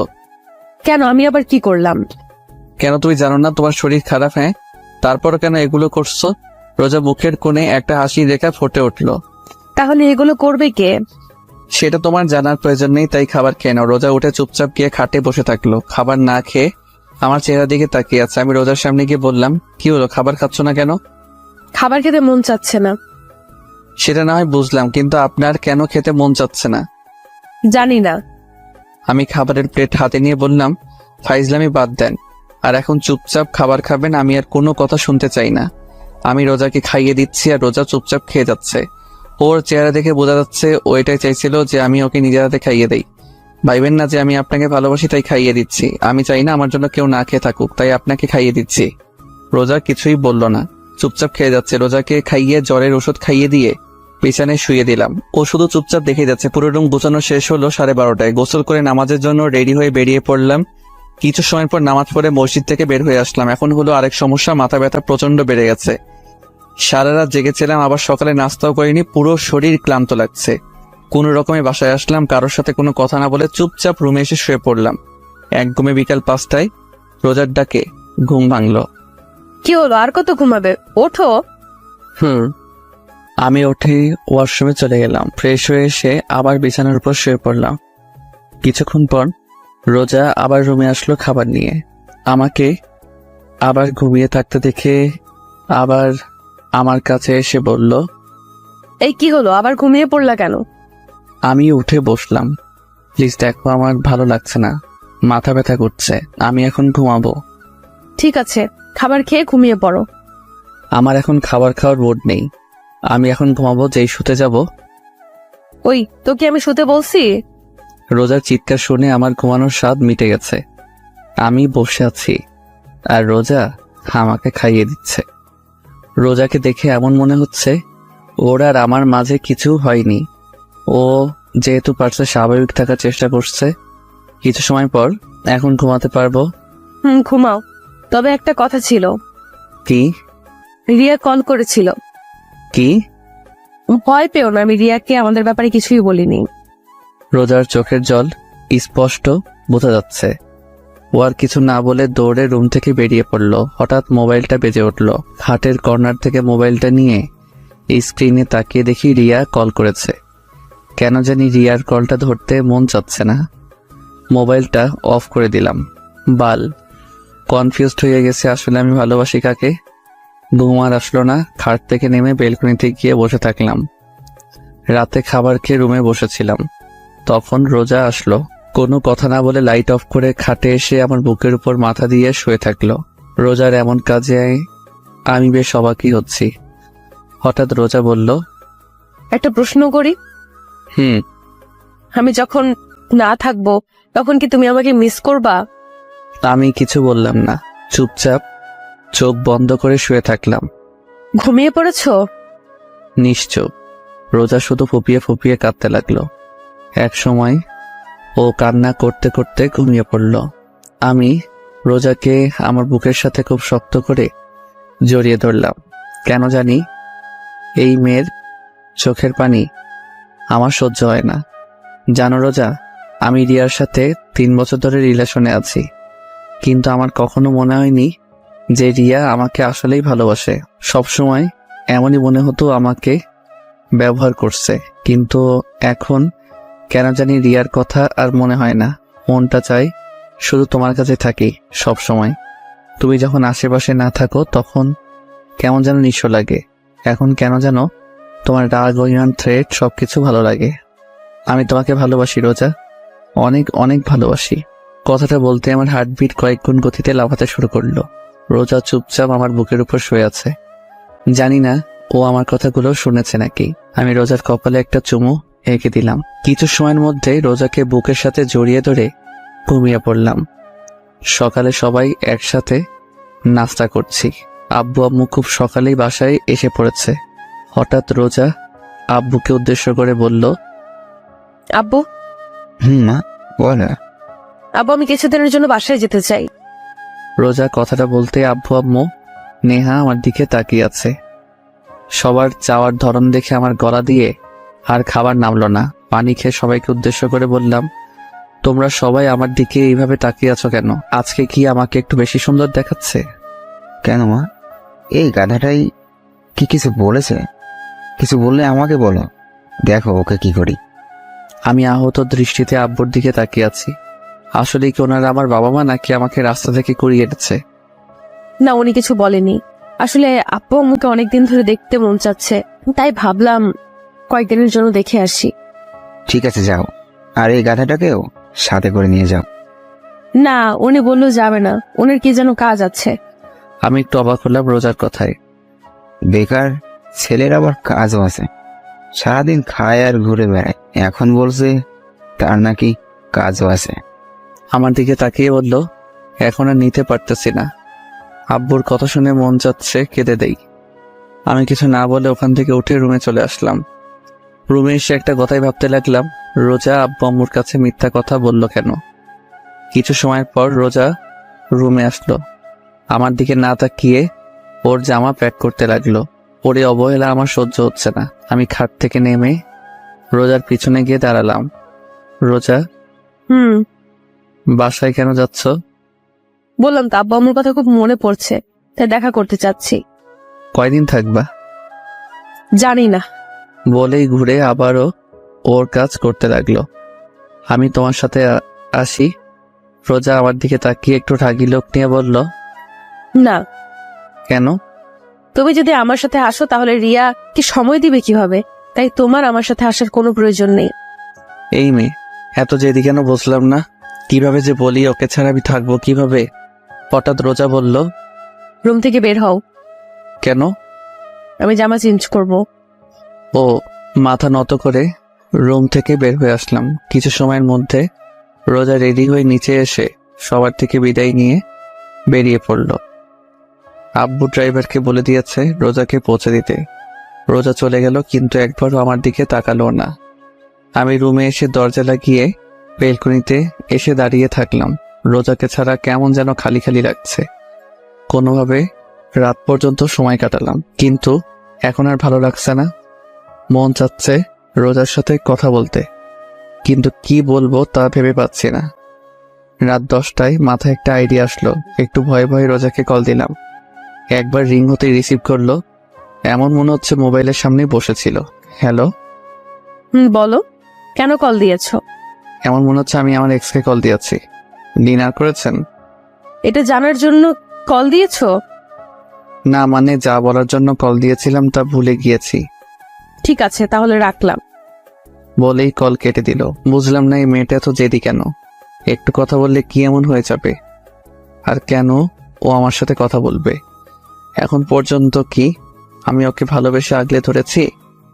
না, একটাবার ওকে জড়িয়ে ধরে বলেছি যে আমি তোমাকে ভালোবাসি। না, একটাবার ওর সাথে ভালোভাবে কথা বলেছিলাম। যখন থেকে দেখা হয়েছে সেই দিন থেকে ওকে প্যারা ভেবেই চলেছি। যখন সামনে ছিল তখন ওকে দূরে পাঠাতে চাইতাম, আর এখনো দূরে চলে গিয়েছে। তাহলে আমার এমন কষ্ট হচ্ছে কেন? বেলকনিতে বসে রোজার কথা ভাবতে ভাবতে কখন যে ঘুমিয়ে পড়েছি মনে নেই। সকলে সূর্যের আলোয় ঘুম ভাঙল। ঘুম থেকে উঠে দেখলাম রাতে বেলকনিতেই শুয়ে পড়েছিলাম। ওয়াশরুম থেকে ফ্রেশ হয়ে এসে রোজাকে কল করলাম, কিন্তু ও কল রিসিভ করলো না। 4 থেকে 5 বার ট্রাই করার পরও ও রিসিভ করলো না। সকাল সকালই মনটা খারাপ হয়ে গেল। নিচে এসে সবার সাথে নাস্তা করতে বসলাম। চুপচাপ নাস্তা করে ভার্সিটির জন্য বেরিয়ে পড়লাম। কিছু সময়ের মধ্যে ভার্সিটিতে পৌঁছে গেলাম। ক্লাসরুমে এসে একেবারে লাস্ট বেঞ্চে গিয়ে বসলাম। একটু অবাক হলাম, আজকে হারামি 3টাকে দেখা যাচ্ছে না। হঠাৎ রিয়া সামনের বেঞ্চ থেকে উঠে এসে আমার পাশে বসলো। হাই, তুমি আমার কল রিসিভ করো না কেন? আস্তে আস্তে বলল, কারণ ম্যাডাম ক্লাস নিচ্ছেন। এখন ক্লাস করো, পরে কথা বলি। রিয়ার সাথে এখন কথা বলার কোনো ইচ্ছাই নাই। চলো না বাইরে যাই। আমি রিয়ার কথার কোনো উত্তর দিলাম না, চুপচাপ ক্লাস করতে লাগলাম। ক্লাস শেষ করে বাইরে এসে দাঁড়িয়ে আছি। পকেট থেকে মোবাইলটা বের করে স্ক্রিনে না তাকিয়েই নাইমকে কল দিলাম। কল রিসিভ করতেই বলল, ওই, তোমাকে বলেছি না আমাকে কল করবে না? ওই শালা, তুই আমার সাথে ফাইজলামি করছিস? ভালোভাবে কথা বলার, তুই কোথায় এখন? ওই, তুমি গাঁজা সেবন করেছো নাকি? কি আবল তাবল বকছো? কাকে কল দিয়েছো? স্ক্রিনে একবার তাকিয়ে দেখেছো? কাকে আবার কল করব? আমার বন্ধু নাইমকে কথা বলতে বলতে স্ক্রিনে তাকিয়ে দেখি আমি ভুলে রোজাকে কল দিয়ে ফেলেছি। সো সরি, আসলে ভুলে কল গিয়েছে। আমি জানি তুমি ভুলে কল দিয়েছো নাকি নিজ ইচ্ছায় কল দিয়েছো। আরে বললাম তো ভুলে কল চলে গিয়েছে। আর আপনি কথা এমন বাড়াচ্ছেন কেন? কি আমি কথা বেড়াচ্ছি? আরে তোর মতো ছেলেদেরকে আমার চিনা আছে। নিজ ইচ্ছায় কল দিয়ে বলে ভুলে চলে গিয়েছে। ঢং করছিস তুই আমার সাথে? দেখো, তুমি ভুল বুঝতেছো। তোমার সাথে কথা বলার আমার কোনো ইচ্ছাই নেই, আর আমার অনেক কাজ আছে। আর ভালোভাবে কথা বলো, তুই করে কিন্তু আমিও বলতে পারি। বাহ, বেকার ছেলের আবার কাজও আছে। কলটা কেটে দিলাম। প্রচুর রাগ উঠতেছে। যে কোনোভাবে এই বেকার নামের ট্যাগটা সরাতে হবে। রোজার বলা কথাগুলোই প্রচুর রাগ উঠতেছে। রিয়া পিছন থেকে অনেকবার ডাকতেছিল, কিন্তু ওর সাথে কোনো কথা না বলে ক্যাম্পাস থেকে বের হয়ে আসলাম। এখন উদ্দেশ্য হচ্ছে চৌধুরী ইন্ডাস্ট্রিজ। কিছু সময়ের মধ্যে পৌঁছে গেলাম। কোম্পানির ভিতরে ঢুকে আব্বুর কেবিনের দিকে যাচ্ছি। হঠাৎ আব্বুর প্রিয় শামসুল হক, বয়স 47 হবে, সামনে এসে বলল, আরে বাবা, কেমন আছো? উনি আমার বড়, তাই স্যার ডাকতে মানা করেছি। তাই উনি আমাকে বাবা বলে ডাকেন। আঙ্কেল, আমি ভালো আছি, আপনি কেমন আছেন? আর আব্বু কি কেবিনে? আমিও ভালো আছি। আর বড় স্যার তো এখন একটা ইম্পর্টেন্ট মিটিংয়ে আছেন। তুমি কেবিনে বসো, আমি বড় স্যারকে বলছি। আমি ওনার সাথে আর কোনো কথা না বলে মিটিং রুমের দিকে এগোচ্ছি। রুমের দরজা খুলে ভিতরে ঢুকে দেখলাম আব্বু আসলে অনেক ইম্পর্টেন্ট একটা মিটিং করছিল, কারণ অনেক লোক ছিল রুমে। সবাই আমার দিকে তাকিয়ে আছে। আব্বু, তোমার সাথে কথা ছিল। কেবিনে গিয়ে একটু ওয়েট করো, মিটিং শেষ পর্যায়ে। আব্বু, তোমার সাথে জরুরি কথা আছে। আব্বু একটু অবাক হলো, তারপর কিছু না বলে মিটিং রুম থেকে বের হয়ে তার কেবিনে আসলাম। আসতে আব্বু বলল, আপনার চরণ আমার কোম্পানিতে ফেলে। আমার কোম্পানিটা ধন্য হওয়া। তুমি কি আমার সাথে মজা নিচ্ছ? আচ্ছা বলো, কি তোমার এমন জরুরি তলব যার জন্য মিটিং রুম থেকে নিয়ে আসলে? কিছুদিন আগে তুমি আমাকে যে অফারটা দিয়েছিলে সেটা কি এখনো আছে? কোনটার কথা বলতেছ? যেটা এখন তোমার মাথায় চলছে। আমার মাথায় এখন চলছে সেই 6 মাস আগের ঘটনা, যেটা তুমি অফিসের প্রথম দিনেই করেছিলে। 6 মাস আগে আমি কি এমন করেছিলাম? ফ্ল্যাশব্যাক। আমি, নেহার আব্বু আম্মু বসে সকালে নাস্তা করছিলাম। হঠাৎ আব্বু বলল, নীল, আমি খাবার খাওয়া বাদ দিয়ে আব্বুর দিকে তাকিয়ে আছি আর মনে মনে দোয়া করছি, কারণ আব্বু যতদিন আমাকে খাবার টেবিলে ডেকেছে কোনো না কোনো বাস আমি অবশ্যই পেয়েছি। হঠাৎ নেহা আমাকে হালকা ধাক্কা দিয়ে বলল, ওই ভাইয়া, কি ভাবছিস? বেশি কিছু না, আব্বু আমাকে কোন বাস দিবে সেটা পরিকল্পনা করতেছি। কি বললি? না, কিছু না। নীল, আজকে তুমি আমার সাথে অফিসে যাইবা। ও, শুধু আজকেই? এটা কোনো ব্যাপার না।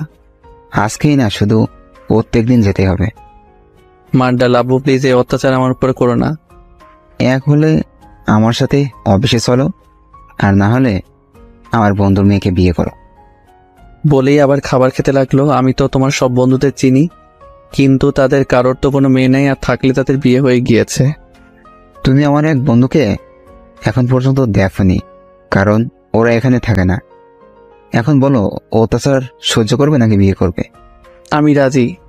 কি, তুই বিয়ে করতে রাজি? আরে না, আমি আব্বুর সাথে অফিসে যেতে রাজি। কি আর করার, নাস্তা করে অফিসের জন্য রেডি হয়ে আব্বুর সাথে অফিসে আসতে হলো। অফিসে এসে আব্বু সবার সামনে একটা ঘোষণা করলো যে এখন থেকে এই কোম্পানির সব দায়িত্ব আমার উপর। প্যারা। আব্বু আমাকে আমার কেবিন দেখিয়ে দিল। কেবিনে গিয়ে বসতে না বসতেই দরজায় শামসুল হক নক করলো। স্যার, আসবো? আসেন। শামসুল হক ভিতরে আসতে আব্বু বলল, শামসুল সাহেব, আজ থেকে আপনি আমার ছেলের পিএ। ওকে সবকিছু ভালোভাবে বুঝিয়ে দিবেন। ঠিক আছে স্যার। আব্বু, তুমি কি এখন কোথাও যাবে নাকি? বাসায় যাচ্ছি তোমার আম্মুকে সময় দিতে। আর আমি? তুমি আমার কোম্পানিটা সময় দাও। 3টা ঘন্টা শামসুল হক মানে আমার পিএ আমার মাথা খাইলো। তারপর আমাকে সব বুঝিয়ে দিয়ে উনি চলে গেলেন। আর আমি এই সুযোগে আব্বুকে একটা মেসেজ করে অফিস থেকে পালিয়ে গেলাম। 2 দিন পর্যন্ত বাসায় না এসে হোটেলে থাকলাম, কারণ আম্মু বলেছিল আব্বু নাকি রেগে আছে। তাই আব্বু রাগ কমার পরই বাসায় আসলাম। ভেবেছিলাম আব্বু হয়তো বিয়ের কথাটা ভুলে গিয়েছে, কিন্তু কিছুদিন আগে আব্বুর কথা মতো আমার বিয়ে করিয়ে দিল তার বন্ধুর মেয়ের সাথে। বর্তমানে এখন খেয়াল হয়েছে আপনার? আপনি কি করছিলেন? ও, ওটা তো ভুলে হয়ে গিয়েছিল। এখন আমি আর সেই ভুল করার আর সুযোগ দিতে চাই না। আব্বু প্লিজ, এখন আমি ভালো হয়ে গিয়েছি, ভালোভাবে সব দায়িত্ব পালন করব। আর ওদিনের জন্য সরি। একবার ভেবে দেখো, এটা কিন্তু অনেক বড় দায়িত্ব। এই বেকার নামের ট্যাগটা সরাতে আমি সব করতে রাজি। ঠিক আছে, তাহলে আমি মিটিংটা শেষ করে শামসুল সাহেবকে তোমার কথা বলে বাসায় চলে যাচ্ছি। ঠিক আছে। আব্বু চলে গেল। কিছু সময় পর শামসুল হক এসে আমাকে আগের মতো সবকিছু বুঝিয়ে দিতে লাগলো। সন্ধ্যা অফিস থেকে বের হলাম। আজকের দিনটা কেমন যেন লাগছে। আজকে থেকে আর কেউ আমাকে বেকার বলবে না, এটা ভেবে এক অন্যরকম ভালো লাগা কাজ করছে। রিকশায় করে বাসায় আসলাম। বাসায় আসতে কারোর সাথে কোনো কথা না বলে দিলাম এক ঘুম। রাত 10টায় ঘুম থেকে উঠলাম, ফ্রেশ হয়ে নিচে আসলাম। আব্বু আম্মু নেহা কি নিয়ে যেন হাসাহাসি করছিল, কিন্তু আমাকে দেখতেই সবাই চুপ হয়ে গেল। আম্মু উঠে আমার কাছে এসে বলল, বাহ, আমার ছেলেটা এখন বেকার নয়, এত বড় হয়ে গিয়েছে আর আমি বুঝতেই পারলাম না। আম্মু কথাটা বলতেই সবাই আবার হাসতে শুরু করলো। আমার সাথে কি তোমরা মজা নিচ্ছ? হুম। এভাবে এক সপ্তাহ পর আজকে আর অফিসে যেতে মন চাচ্ছে না, কারণ কাল সারা রাত রোজার কথা ভাবতে ভাবতে না ঘুমিয়ে কাটিয়ে দিয়েছি। সেই দিনের পর থেকে রোজার সাথে এখনো পর্যন্ত আমার কোনো যোগাযোগ হয়নি। প্রতিটা মুহূর্তে ওর কথা মনে হয়, কিন্তু কথা বলতে পারি না, কারণ সব দোষ আমার। কিন্তু আব্বু আম্মু রোজার ব্যাপারে কোনো কথা বলছে না, কারণ কি? বেলকনিতে দাঁড়িয়ে এগুলো ভাবছিলাম। হঠাৎ পিছন থেকে নেহা বলল, ভাইয়া নাস্তা করবি না? আম্মু ডাকছে। তুই যা, আমি আসছি। নেহার দিকে ঘুরে বললাম। নেহা আমার সামনে এসে আমাকে জড়িয়ে ধরে বলল, ভাইয়া, তুই কি কোনো ব্যাপার নিয়ে আপসেট? না, কেন, কি হয়েছে? নেহার মাথায় হাত বুলিয়ে বললাম, কিছুদিন ধরে দেখছি তুই কেমন যেন মনমরা হয়ে আছিস। তুই যদি আমার সেদিনের কথার জন্য কষ্ট পেয়ে থাকিস, তাহলে আমাকে মাফ করে দে। ওরে আমার পাগলি বোন রে, আমি কি একবারও বলেছি আমি কোনো ব্যাপার নিয়ে আপসেট? পাগলি, এত বেশি বুঝিস কেন? সত্যি তো তুই কোনো ব্যাপার নিয়ে আপসেট না? না। তাহলে একটা কথা বলি। এতক্ষণ যাবত তো বকবক করেই যাচ্ছিস, এখন একটা কথা বলতে আবার পারমিশন লাগে? আয় না, আজকে বিকেলে কোথাও ঘুরতে যাই। আমি নেহার কথা শুনেও না শোনার ভান করে দৌড়ে রুম থেকে বের হয়ে নিচে চলে আসলাম, আর নেহা আমার পিছন পিছন দৌড়ে চলে আসলো। আব্বু আগেই অফিসে চলে গিয়েছে, তাই আমি, আম্মু আর নেহা একসাথে নাস্তা করছি। নেহা বকবক করেই যাচ্ছে। আম্মু, ওকে কিছু বলো না প্লিজ। আম্মু, ওকে বলো না আমাকে ঘুরতে নিয়ে যেতে। আমাকে তোদের ভাই বোনের ঝগড়ায় জড়াইয়া দিবি না, তোদেরটা তোরাই সমাধান কর। তুই আমার সাথে যাবি কেন? তোর বয়ফ্রেন্ডের সাথে যা। শোন, আমার কোনো বয়ফ্রেন্ড নেই, আর বিয়ের আগে রিলেশন করা হারাম, আর বিয়ের পর আমার স্বামীর সাথে ঘুরবো, তোকে বলবো না। এখন বল, নিয়ে যাবি নাকি? নেহার কথাটা শুনতেই রোজার কথা মনে পড়ে গেল। ও পাগলি মেয়েটাও তো আমাকে প্রত্যেক দিন এই একই কথাই বলতো, কিন্তু আমি তখন ওর কথার কোনো মূল্য দিতাম না। ওই ভাইয়া, কি ভাবছিস? বল না, নিয়ে যাবি নাকি? আচ্ছা ঠিক আছে, নিয়ে যাব। এখন আমার মাথা না খেয়ে খাবার খা। বিকেলে আসর নামাজ আদায় করে বাড়িতে আসলাম, তারপর নেহাকে নিয়ে ঘুরতে বের হলাম। নেহার সাথে ঘুরতে ঘুরতে রাত 8টা বেজে গেল। হঠাৎ নেহা বলল, ভাইয়া, অনেক ক্ষুধা লেগেছে, রেস্টুরেন্টে চল। ঠিক আছে চল। নেহাকে নিয়ে একটা রেস্টুরেন্টে আসলাম। রেস্টুরেন্টে গিয়ে এক টেবিলের দিকে আমার চোখ আটকে গেল, কারণ রিয়া একটা ছেলের সাথে বসে আছে। আমি নেহাকে নিয়ে অন্য পাশ দিয়ে ঘুরে এসে রিয়াদের পিছনে টেবিলে বসলাম। এখান থেকে ওদের কথা স্পষ্ট শোনা যাচ্ছে। আমি নেহাকে বললাম খাবার অর্ডার করতে। হঠাৎ রিয়া যা বলল তার জন্য মোটেও প্রস্তুত ছিলাম না, কারণ পাশের ছেলেটাকে বলল, আবির, তুমি আমাকে কবে বিয়ে করবে? দেখো রিয়া, আমাকে আর কিছুদিন সময় দাও। দেখো আবির, আমাকে ধোকা দিও না, কারণ আমার পেটে আমাদের দুজনের সন্তান আছে। প্লিজ যা করার তাড়াতাড়ি করো। রিয়ার কথা শুনে আমার মাথায় বাজ পড়ল।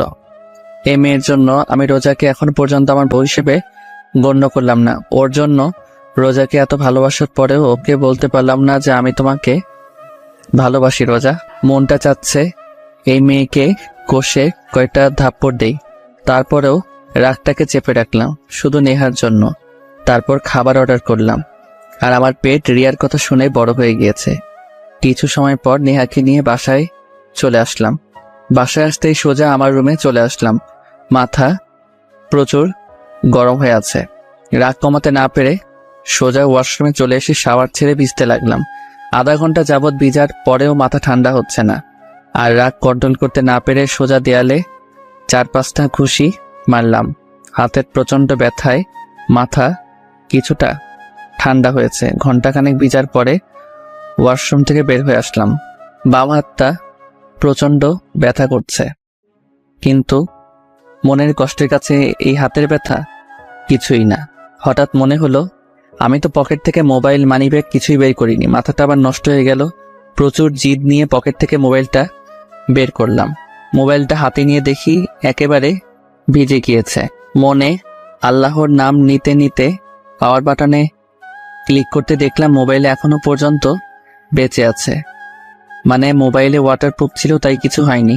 জামা কাপড় চেঞ্জ করে মোবাইলটা হাতে নিয়ে রোজাকে কল করলাম, কিন্তু আমার যে সুন্দর ভাগ্য, মন চাচ্ছে মোবাইলটাকে সুন্দরভাবে শরীরের প্রচন্ড শক্তি দিয়ে ফ্লোরে এমনভাবে ছুঁড়ে মারি যেন শালাই টুকরো টুকরো হয়ে যায়। কিন্তু কি করব, এটা রোজার দেওয়া প্রথম গিফট। এত বড় কোম্পানির মালিক, অথচ আমার মোবাইলে ব্যালেন্স শেষ।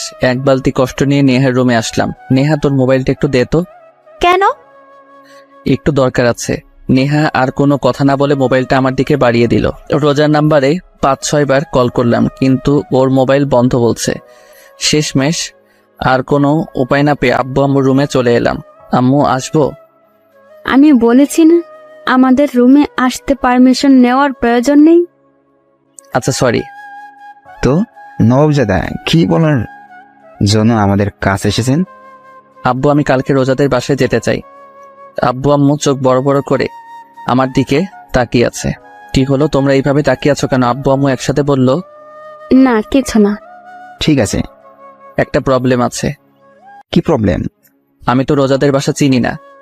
ও ঠিক আছে, আমি তোমাকে অ্যাড্রেস সেন্ড করে দিব। ঠিক আছে। আব্বু আম্মু রুম থেকে বের হয়ে রুমে চলে আসলাম। মাথাটা প্রচন্ড ব্যথা করছিল, তাই ঘুমিয়ে পড়লাম। সকালে ঘুম থেকে উঠে বাম হাতের দিকে তাকিয়ে দেখলাম হাতটা কিছুটা ফুলে গিয়েছে। তারপর ব্যথাটাকে হজম করে নিয়ে ফ্রেশ হয়ে নাস্তা করে সবার সাথে বিদায় নিয়ে রওনা দিলাম নারায়ণগঞ্জ টু খুলনার উদ্দেশ্যে। সকাল 11টা, ড্রাইভ করছিলাম। হঠাৎ মোবাইলে রিয়ার কল আসলো। প্রচুর বিরক্তি নিয়ে ওর কলটা কেটে দিলাম। এক এক করে 6 বার কল করলো, আর 6 বারই আমি ওর কলটা কেটে দিলাম। হঠাৎ আবার ও কল দিল। এবার ওর কলটা রিসিভ করলাম। রিসিভ করতে রিয়া বলল, হ্যালো, শোনো, প্লিজ কল কেটে দিও না। প্লিজ আমার কথাটা একবার শোনো। বলো। নীল, কালকে আমি তোমাকে রেস্টুরেন্টে দেখেছিলাম, আর এটাও জানি তুমি আমার আর আবিরের সব কথা শুনেছ। আমি তোমাকে একটা কথা বলতে চাই। আমি তোমাকে আসলে অনেক ভালোবাসতাম, কিন্তু 1 বছর আগে আমার বোনের বিয়েতে আবিরের সাথে আমার প্রথম দেখা হয়। তারপর ওর সাথে কথা বলতে বলতে ওকে অনেক ভালোবেসে ফেলি। কাল রাতে আবির ওর বাবা মা আর আমার বাবা মার সাথে আমাদের সম্পর্কের কথা বলে, আর তারা রাজি হয়ে যায় আমার আর আবিরের বিয়ের জন্য। আর কিছুদিন পরে আমাদের বিয়ে। প্লিজ নীল, আমাকে মাফ করে দাও, আমাকে ভুলে যাও। আমি জানি তুমি আমাকে অনেক রিয়া, 1 মাস আগে আমার বিয়ে হয়ে গিয়েছে। আমার কথা শুনতে রিয়া একদম চুপ হয়ে গেল, কোনো আওয়াজ হচ্ছে না। আমি আর কিছু না বলে কলটা কেটে দিলাম। প্রায় 10 ঘন্টা জার্নি করে অবশেষে খুলনা পৌঁছালাম। সন্ধ্যা 6টা, রোজাদের বাড়ির সামনে দাঁড়িয়ে আছি। ভিতরে ঢুকতে কেমন যেন ভয় লাগছে। বেশি কিছু না ভেবে কলিং বেল বাজালাম। কিছু সময় পর রোজা এসে দরজা খুলে দিল। রোজা আমাকে দেখতেই ভূত দেখার মতো চমকে উঠলো, আর আমি রোজাকে দেখে একটু অবাক হলাম, কারণ ওর চেহারা একেবারে শুকিয়ে আছে। কি হলো, এমন ভাবে তাকিয়ে আছো কেন? তুই এখানে কেন? আমি এখানে কেন মানে? রোজা যেই কিছু বলতে যাবে তার আগে ভিতর থেকে রোজার আব্বু বলে উঠল, রোজামা, কে এসেছে? রোজা কিছু বলতে যাবে তার আগে আমি রোজাকে পাশ কাটিয়ে ভিতরে চলে আসলাম, কারণ রোজা হয়তো এই জন্মে আমাকে বাসার ভিতরে ঢুকতে দিবে না। রোজা আমার পিছন পিছন আসছে আর আমার 14 গোষ্ঠী উদ্ধার করছে। হলরুমে এসে দেখলাম রোজার আব্বু আম্মু সোফায় বসে আছে। রোজার বাবা আমাকে দেখতেই বলল, আরে বাবা নীল, কেমন আছো? আসসালামু আলাইকুম আঙ্কেল আন্টি, আমি ভালো আছি, আপনারা কেমন আছেন? ওয়ালাইকুম সালাম, আমরা ভালো আছি। তো আমার মেয়েটাকে এতদিন আগে পাঠিয়ে দিয়ে তুমি এত লেট করে আসলে কেন? সরি আন্টি, আসলে একটু কাজ ছিল, তাই আসতে একটু দেরি হয়ে গিয়েছে। আরে ছেলেটা মাত্র আসলো, ওকে একটু রেস্ট করতে দাও। ঠিক আছে রোজা মা, যা, নীলকে রুমে নিয়ে যা। রোজা আমার পিছনে দাঁড়িয়েছিল। পিছনে ঘুরে রোজার দিকে তাকিয়ে আমি ভয় পেয়ে গেলাম, কারণ ও ভুরু কুচকিয়ে আমার দিকে তাকিয়ে আছে। ওর আম্মুর কথা শুনতে আমার কাছে এসে রাগী লোক নিয়ে বলল, ঠিক আছে আম্মু, আমার পেছন পেছন আসেন। রোজা সামনে সামনে হাঁটতে লাগলো, আর আমি ওর পিছন পিছন আল্লাহর নাম নিয়ে হাঁটতে লাগলাম। না জানি এই মেয়ে আমার কি অবস্থা করে। কিছু সময় পর রোজা একটা রুমের ভিতর ঢুকলো। আমি রুমের ভিতরে ঢুকতেই রোজা আমাকে ধাক্কা মেরে ফ্লোরে ফেলে দিল। ও মাগো, চিৎকার করতেও দিল না, তার আগেই ও আমার মুখ চেপে ধরে বলতে লাগলো, একদম চুপ, চিৎকার দিবি না, চিৎকার করলে একেবারে মেরে ফেলবো। একেবারে রেগে গিয়ে ওর চোখ লাল বর্ণ ধারণ করেছে। আর এই দিকে আমার অবস্থা গলাকাটা মুরগির মতো। ফ্লোরে পড়ার সময় আমার বাম হাত কোমরের নিচে ছিল, আর ফ্লোরে পড়তে অবস্থা টাইট। হঠাৎ রোজা খেয়াল করলো আমার চোখ দিয়ে পানি পড়ছে। তারপরেও আমাকে না ছেড়ে আমার বুকের উপর বসে দুহাত দিয়ে আমার গলা টিপে ধরলো। আমি না পারতেছি বলতে আর না পারতেছি সহ্য করতে। হঠাৎ রোজা বলতে লাগলো, তুই এখানে কেন এসেছিস? তোর সাথে আমার আর কোনো সম্পর্ক নেই। তুই এক্ষুনি এ বাসা থেকে বের হয়ে যাবি, না হলে তোকে একেবারে মেরে ফেলবো। যা, তোর প্রেমিকার কাছে যা। এখানে এসেছিস কেন? কথাগুলো বলতে বলতে রোজা নিজেই কেঁদে ফেললো। রোজার অবস্থা থেকে বুঝতে পারলাম ও প্রচুর অভিমান করেছে, সাথে রেগেও আছে। ও এখন পর্যন্ত আমার গলায় টিপ দিয়ে রাখছে। এখন আমার দম প্রায় বন্ধ হয়ে আসছে। হঠাৎ রোজা আমাকে ছেড়ে দিয়ে আমার উপর থেকে উঠে বেলকনিতে চলে গেল। হয়তো ও ওর চোখের পানি লুকানোর চেষ্টা করছে। রোজা আমাকে ছাড়তে আমি গলা ধরে কাশতে লাগলাম, আর হাতের ব্যথা বলার মতো না। কিছু সময় পর আমি উঠে বেলকনির দিকে আসলাম। বেলকনিতে আসতে দেখলাম ও ফ্লোরে বসে কান্না করছে। আমি রোজার কাঁধে হাত রাখতেই ও কিছুটা কেঁপে উঠল। সরি, জানি একটা সরিতে তো আর সবকিছু ঠিক হয়ে যাবে না, তারপরে বললাম, তোর শরীর খেতায় আগুন, হাত সরা আমার শরীর থেকে। রোজা উঠে ওর রুম থেকে বাইরে চলে গেল। বুঝতে পারলাম ও প্রচুর পরিমাণে অভিমান করে আছে। এত সহজে ওর এই অভিমান ভাঙা সম্ভব না। আমি বেলকনিতে আর না থেকে রুমে আসলাম। এতক্ষণ যাবত আমি রোজার রুমে ভালোভাবে তাকাইনি। রোজার রুমটা দেখে বেশ অবাক হলাম।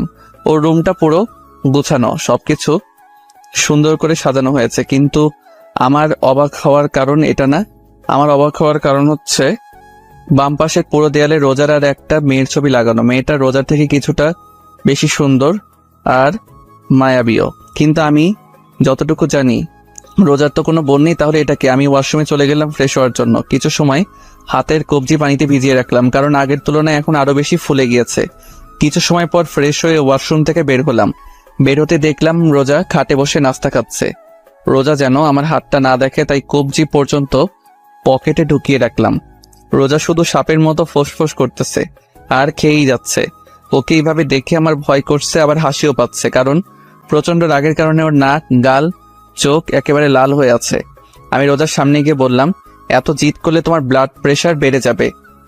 আমার শরীর, আমি যা মন চায় তা করবো, তোর কি? আর তুই আমার বিছানায় বসেছিস কেন? বলেই আমাকে আবার ধাক্কা দিল, আর আমি খাট থেকে সোজা ফ্লোরে পড়ে গেলাম। আর পড়তেই আমার জান যায় অবস্থা। একেবারে চুপ হয়ে রোজার দিকে তাকিয়ে, কান দিয়ে গরম হাওয়া বের হচ্ছে। রোজা আমার অবস্থা দেখে অদ্ভুত দৃষ্টিতে তাকিয়ে আছে। রাতে সবাই একসাথে ডিনার করলাম। কিছু সময় কথা বলে রোজার সাথে রুমে চলে আসলাম। রুমে আসতেই রোজা বিছানায় পুরো মাঝ বরাবর শুয়ে পড়ল, আর আমি অসহায় দৃষ্টিতে দাঁড়িয়ে ওর দিকে তাকিয়ে আছি। অনেকক্ষণ হয়ে গেল, এখন আর দাঁড়িয়ে থাকা সম্ভব না, তাই সোফায় বসে পড়লাম। অনেক চেষ্টা করছি যেন ও একবার আমার দিকে তাকায়, কিন্তু তাকাচ্ছেই না।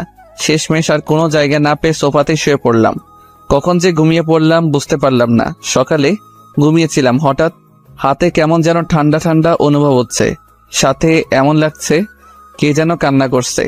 হালকা চোখ খুলে দেখি রোজা আমার বাম হাতে বরফ ঘষে দিচ্ছে আর কান্না করছে। ও কান্না কেন করছে তা বুঝতে পারলাম না।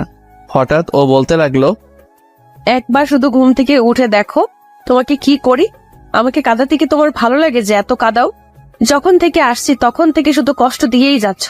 আমাকে কষ্ট দিচ্ছ তা আমি মেনে নিলাম, কিন্তু তুমি নিজের হাতটার এই অবস্থা করলে কিভাবে? কালকে টাকা দিয়ে ফেলে দিয়েছিলাম, তার জন্য হয়েছে নাকি? আবার নাকি কালকে আসার সময় আবার ওনার অ্যাক্সিডেন্ট হয়েছিল নাকি? এতক্ষণ যাবৎ রোজা কেঁদে কেঁদে এগুলো বলেই যাচ্ছিল। হঠাৎ রোজা উঠে বেলকনি দিকে দৌড় দিল। বেলকনি থেকে গাড়ি পার্কিং এর জায়গা দেখা যায়। আমার জানা মতে ও আমার গাড়ি দেখতে বেলকনিতে গিয়েছে। যে আসলে আমার অ্যাক্সিডেন্ট হয়েছিল নাকি কিছু সময় পর আবার এসে হাতে বরফ ঘষে দিতে লাগলো। রোজার কাণ্ড কারখানা দেখে আমার প্রচন্ড হাসি পাচ্ছে, কিন্তু হাসতে পারছি না। ও যেই থ্রেড দিয়েছে আমি চোখ হালকা খুলে রেখেছিলাম। হঠাৎ রোজা আমার চোখের দিকে তাকালো, আর আমি সাথে সাথে চোখ বন্ধ করে ফেললাম। আমি মনে মনে ভাবছিলাম হয়তো দেখে ফেলেছে আমি জেগে আছি। হঠাৎ রোজা বলতে লাগলো, বুঝলাম না, এত ঠান্ডা বরফ তার হাতের মধ্যে লাগিয়ে রেখেছি, কিন্তু ঘুম ভাঙার নাম নিশানা নেই। সোফায় শুয়ে মরে গেল নাকি আবার? হঠাৎ আমার গলায় রোজার হাতের স্পর্শ পেলাম। আমি নিশ্চিত যে ও চেক করছে আমি বেঁচে আছি নাকি মরে গিয়েছি। আমি ওর এই কাজ দেখে আর ঠিক থাকতে পারলাম না, ফিক করে হেসে উঠলাম। আমি হাসতে গড়াগড়ি খাচ্ছি, আর রোজা আমার দিকে ভুরু কুচকিয়ে তাকিয়ে আছে। অনেক সময় হয়ে গেল, কিন্তু আমি এখনো পর্যন্ত হেসেই যাচ্ছি। এখন রোজার রাগ উঠে গেছে, ও দাঁড়িয়ে বলল, শয়তানটা মরে গেলেই ভালো হতো। বলেই রোজা রুম থেকে বের হয়ে গেল, আর আমি উঠে ফ্রেশ হতে ওয়াশরুমে চলে গেলাম। কিছু সময় পর ফ্রেশ হয়ে নিচে এসে সবার সাথে নাস্তা করে আবার রুমে চলে এলাম। রুমে এসে সোজা বেলকনিতে চলে এলাম। কিছু সময় পর রোজা রুমে আসলো। রোজাকে দেখে আমিও বেলকনি থেকে রুমে চলে আসলাম। রুমে আসতে দেখলাম রোজা মুখ ফুলিয়ে খাটে বসে আছে। ওকে এইভাবে দেখতে অনেক কিউট লাগছে। এখন আর খাটে বসলাম না, যদি আবার ধাক্কা মেরে ফেলে দেয়। তাই সোফায় গিয়ে বসলাম, আর এক দৃষ্টিতে রোজার দিকে তাকিয়ে থাকলাম। রোজা অন্যদিকে মুখ গড়িয়ে নিল, কিন্তু কিছুক্ষণ পরপরই আমার দিকে তাকাচ্ছে। ওর এইভাবে তাকানো দেখে আমার অনেক ভালো লাগছে। আরো কিছু সময় তাকিয়ে থাকার পর হঠাৎ রোজা বলল, এই আপনি অযথা আমার দিকে তাকিয়ে আছেন কেন? রোজার এইভাবে কথা বলা অনেক মজা লাগছে, কারণ ও কিছুক্ষণ তুই করে বলে, কিছু সময় তুমি, আবার এখন আপনি করে বলছে। আমি ওকে রাগানোর জন্য বললাম, আপু আমি আপনার ছোট, তাই তুমি করে বললেই ভালো হবে। ব্যাস, কাজ হয়ে গিয়েছে। রোজা তো তেলে বেগুনে জ্বলে উঠল। ওই আপু কাকে বললা? হ্যাঁ, তোমাকে আর কাকে বলবো, এখানে তো আর কেউ নেই। আজকে তোকে ছাড়বো না। বলেই খাট থেকে নেমে এসে আমার সামনে দাঁড়িয়ে আমার টি শার্টের কলার ধরে টেনে তুলে বলল, আমি তোর বোন লাগি কুত্তা? বউকে বোন বলতে তোর লজ্জা করে না? কিন্তু আমার বউ তো আমাকে ভালোবাসে না। কে বলছে আমি তোকে ভালোবাসি না? আমি তোকে অনেক ভালোবাসি। সত্যি? রোজা লজ্জায় লাল হয়ে গেল, আমার থেকে সরে গিয়ে বেলকনিতে চলে গেল। আমি রোজার পিছন পিছন বেলকনিতে চলে আসলাম। রোজা এক মনে আকাশের দিকে তাকিয়ে আছে। আমি রোজার পাশে দাঁড়িয়ে বললাম, সরি। কেন? আপু বলার জন্য। রোজা কিছু বলল না। আচ্ছা তোমাকে একটা প্রশ্ন করি, দেয়ালে তোমার সাথে যে মেয়েটার ছবি, সেই মেয়েটা কে? আমার বেস্ট ফ্রেন্ড ফারিয়া। ও বলেই বাইরে তাকিয়ে রইলাম। ও আর বেঁচে নেই। কি? কেন, কি হয়েছিল? রোজা যা বলো তার জন্য মোটেও প্রস্তুত ছিলাম না, কারণ ওকে কিছু লোক ধর্ষণ করে মেরে ফেলেছে। হোয়াট? 6 বছর আগে একদিন আমি, ফারিয়া, রুহি আর মিম কলেজ থেকে বাসার দিকে ফিরছিলাম। সেদিন ফারিয়ার বার্থডে ছিল, তাই আমরা বললাম আজকে একটু ঘুরে তারপর বাসায় যাব। তারপর আমরা তাই করলাম। 4 জন একসাথে রাস্তায় হাঁটতে লাগলাম আর একে অপরকে পচাতে লাগলাম। রাস্তাটা একটু নিরিবিলি ছিল, তত একটা মানুষ ছিল না। হঠাৎ ফারিয়া বলল, দোস্ত তোরা আইসক্রিম খাবি? আমরা রাস্তার যেই পাশে ছিলাম তার বিপরীত একটা পাশে একটা দোকান ছিল। ফারিয়া হনহন করতে করতে দোকানে চলে গেল, আর আমরা 3 জন ফারিয়ার কাছ থেকে হাসাহাসি করছিলাম।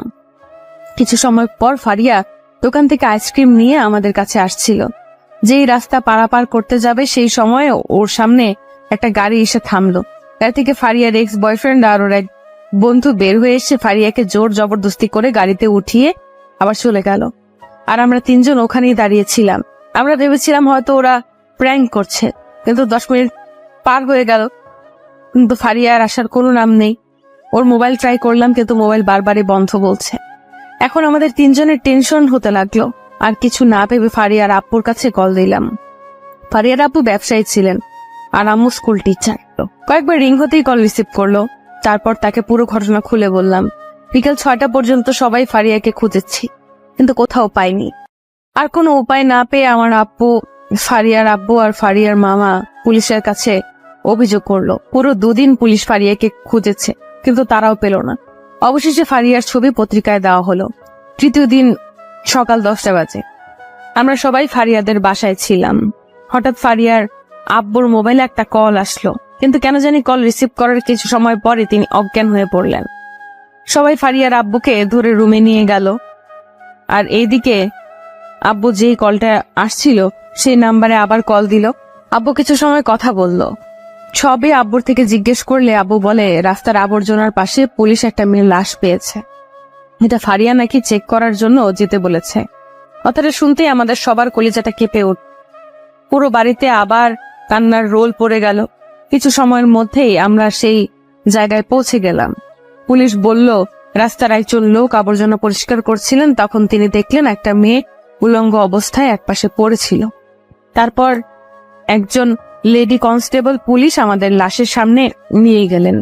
যখন লাশের শরীরের উপর থেকে কাপড় সরানো হলো, তা দেখে আমার শরীরের পশম দাঁড়িয়ে গেল। একেবারে বাকরুদ্ধ হয়ে মাটিতে বসে পড়লাম। চোখ দিয়ে পানি পড়েই যাচ্ছে। ওর এক চোখ ফেটে গিয়েছে, ঠোঁট থেকে গাল পর্যন্ত চামড়া ছিঁড়ে ফেলেছে। পুরো চেহারায় ও হাজারো হাজারো মারের ছাপ স্পষ্ট দেখা যাচ্ছে। ওকে এমন ভাবে অত্যাচার করেছে যে ওর চেহারা ততটা চেনাই যাচ্ছিল না। পুরো শরীর জখম হয়েছিল, এমন মনে হচ্ছিল কলিজার উপর কেউ পাড়া দিয়ে ধরেছে। তারপর লাশটাকে পোস্টমর্টমের জন্য পাঠানো হলো। আর এইদিকে সবাই শকে চলে গেল ফারিয়ার এই অবস্থা দেখে। ফারিয়ার বাবা মা জিন্দা লাশের মতো চুপ করেছিল। তারপর ওকে কবর দেওয়া হলো, কিন্তু ওর বাবা মা ওকে শেষবারের মতো দেখার সুযোগ পাননি। 1 মাস পর্যন্ত পুলিশ আসামিদের খোঁজ করলেন, কিন্তু আসামি পলাতক থাকায় তারা খুঁজে পাননি। তারা খোঁজ না চালিয়ে কেস ক্লোজ করে দিল। কিন্তু এটা ফারিয়ার বাবা মা মেনে নিতে পারল না। তারা পুলিশের পা পর্যন্ত ধরেছিল যেন ধর্ষণকারীদের শাস্তি হয়, কিন্তু পুলিশ কিছু করলেন না। তাহলে কি ওর দর্শনকারীদের কি কোনো শাস্তি হয়নি? রোজা চুপ হয়ে মাটিতে বসে কাঁদছে। আমি রোজার দুবাহু খুব শক্ত করে চেপে ধরে ওকে ধাক্কা দিয়ে বললাম, কি হলো, কথা বলছো না কেন? ওই শোরের বাচ্চাদের কি কোনো শাস্তি হয়নি? না, তখন ওদের কোনো শাস্তি হয়নি। আমি রোজার সামনে থেকে উঠে ছাদে চলে আসলাম। প্রচুর রাগ উঠতেছে।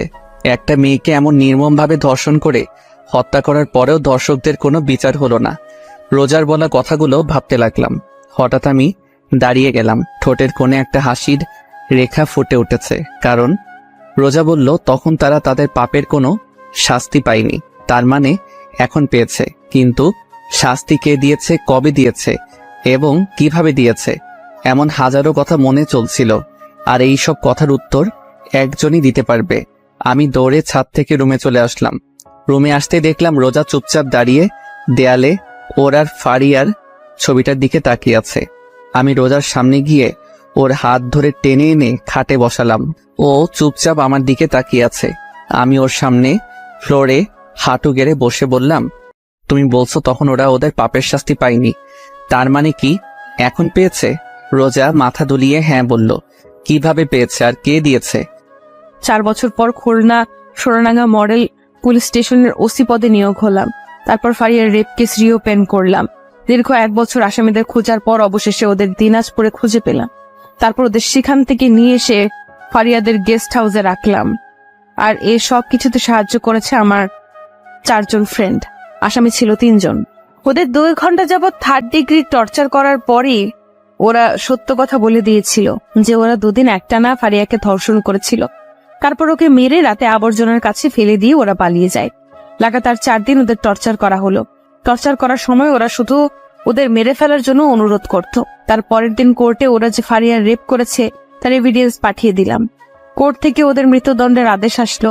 তারপর মাঝ রাস্তায় সবার সামনে ওদের ক্রস ফায়ার করে মেরে ফেলা হয়, যেন পরের বার আর কোনো মেয়ের ধর্ষণ করার কথা কেউ ভাবতেও না পারে। তো ফারিয়ার বাবা মা খুশি হয়নি যে তার মেয়ের ধর্ষণকারীদের শাস্তি হয়েছে? যেদিন ফারিয়ার রেপ কেস ক্লোজ করে দেওয়া হয় তার কিছুদিন পরে আঙ্কেল আন্টি সুইসাইড করে মারা যান। ও, তারপর রাতে ডিনার করে এসে বেলকনিতে বসে আছি আর রোজা রুমে চুপচাপ বসে আছে। বেশ কিছু সময় পর রুমে আসলাম। বিছানার একপাশে দাঁড়িয়ে বললাম, একটা কথা বলি। কি? আজকে বিছানায় শুই প্লিজ। না, বিছানায় জায়গা নেই, তুমি সোফায় গিয়ে ঘুমাও। প্লিজ, সোফায় শুইতে ভালো লাগে না, প্লিজ আজকে বিছানায় শুই। ওহো, আপনার বিছানায় ঘুমানোর কোনো প্রয়োজন নেই, এখন আপনি আসতে পারেন, আমার অনেক ঘুম পেয়েছে। বলেই রোজা শুয়ে পড়ল। বুঝলাম না এই মেয়ে এত জেদি কেন। একরাশ হতাশা নিয়ে সোফায় শুয়ে পড়লাম। অনেকক্ষণ যাবৎ ঘুমানোর চেষ্টা করছি, কিন্তু ঘুম আসছেই না। হঠাৎ রোজা বলল, কেউ যদি চায় বিছানায় এসে ঘুমাতে পারে, আমি কিছু মনে করব না। আমি শুনেও চুপচাপ চোখ বন্ধ করে শুয়ে আছি। কি হলো, কথা কানে যায়নি? বললাম কেউ যদি চায় বিছানায় এসে ঘুমাতে পারে। এইবার গলার আওয়াজটা শুনে মনে হচ্ছে ও হালকা রেগে গেছে। তারপরেও আমি চুপ করে রইলাম। হঠাৎ এমন মনে হলো কেউ আমার সামনে সাপের মতো ফোঁসফোঁস করছে। এক চোখ খুলে দেখি রোজা আমার সামনে দাঁড়িয়ে ফোঁসফোঁস করছে। আমি ভয়ে চোখ বন্ধ করে রাখলাম। কি হলো, আপনি কি শোনেননি? আপনাকে বিছানায় গিয়ে ঘুমানোর জন্য বললাম। আপনি কি আমাকে বলছেন? আপনাকে ছাড়া এই রুমে কি অন্য কেউ আছে? সরি আপু, আমি এখানে ঠিক আছি। আমার অনেক ঘুম পাচ্ছে, আপনি এখন আসতে পারেন। এই আপু কাকে বললা? হ্যাঁ, আপনাকে ছাড়া এই রুমে কি অন্য কেউ আছে? রোজা আমার গলায় টিপ দিয়ে বলল। তোমাকে আমি একেবারে মেরে ফেলবো আর একবার আমাকে আপু বললে। তো আপনাকে আমি কি বলবো? বউয়ের বাইরে যদি অন্য কিছু বলিস তাহলে তোকে মেরেই ফেলবো। কথাটা বলতেই রোজার রাগ এক মুহূর্তে লজ্জায় পরিণত হয়ে গেল, কারণ ও আমার বুকের উপর বসেছিল। সেকেন্ড মধ্যে আমার বুক থেকে নেমে গেল। বিছানায় গিয়ে ইন্ডিয়ার পাকিস্তানের বর্ডার বানিয়ে শুয়ে পড়ল। আমার দিকে আর একবারও তাকাইনি। আমি সোফা থেকে নেমে রোজার পাশে গিয়ে শুয়ে পড়লাম। আজকে প্রথমবার রোজা আমার আর ওর মাঝে বালিশ রেখেছে। কি আর করার, ঘুমিয়ে পড়লাম। সকালে বুকের উপর কিছু একটা অনুভব করছি। চোখ খুলে দেখি রোজা আগের মতো আমার বুকের উপর মাথা রেখে শুয়ে আছে। ওর চেহারার ওপর থেকে চুলগুলো সরিয়ে দিলাম। খুব মায়াবী লাগছে ওর চেহারার। আজকে অনেকদিন পর ও আবার আমার বুকের উপর মাথা রেখেছে। মন চাচ্ছে ওকে খুব শক্ত করে জড়িয়ে ধরতে। ঘড়ির দিকে তাকিয়ে দেখি মাত্র 6টা বাজে। বেশি কিছু না ভেবে রোজাকে শক্ত করে জড়িয়ে ধরলাম। জড়িয়ে ধরতেই রোজা বলল, কি মেরে ফেলার প্ল্যান আছে নাকি? তুমি জেগেছিলে? আর এত শক্ত করে কেউ কাউকে জড়িয়ে ধরে? মরে যাব তো। আমার বউ, আমি যা মনে চাই তা করব, আপনার কি? আমার বউ মানে? কাল রাতে না বললেন বউ বলতে, তাই বললাম। তার মানে তুই আমার কথাই বলেছিস? আমি ভেবেছিলাম তুই আমাকে ভালোবেসে বলেছিস। কুত্তা ছাড় আমাকে, আমার শরীরে টাচ করবি না। আমি তো রিয়াকে ভালোবাসি, আপনাকে ভালোবাসতে যাব কেন? রোজা উঠে ওয়াশরুমে চলে গেল। কিছু সময় পর ওয়াশরুম থেকে কান্নার আওয়াজ আসতে লাগলো। যেটা ভেবেছিলাম সেটিই হয়েছে। আচ্ছা, এই মাইয়ার কি কমন সেন্স নেই? আমি যদি রিয়াকে ভালোবাসতাম তাহলে এখন রিয়ার সাথে থাকতাম। আমি এখানে ওর সাথে কেন থাকতাম? এখন কাঁদতে কাঁদতে বাড়িঘর ভাসিয়ে ফেলবে। সবাই একসাথে বসে নাস্তা করছিলাম। হঠাৎ আমি বললাম, আঙ্কেল, একটা কথা বলার ছিল।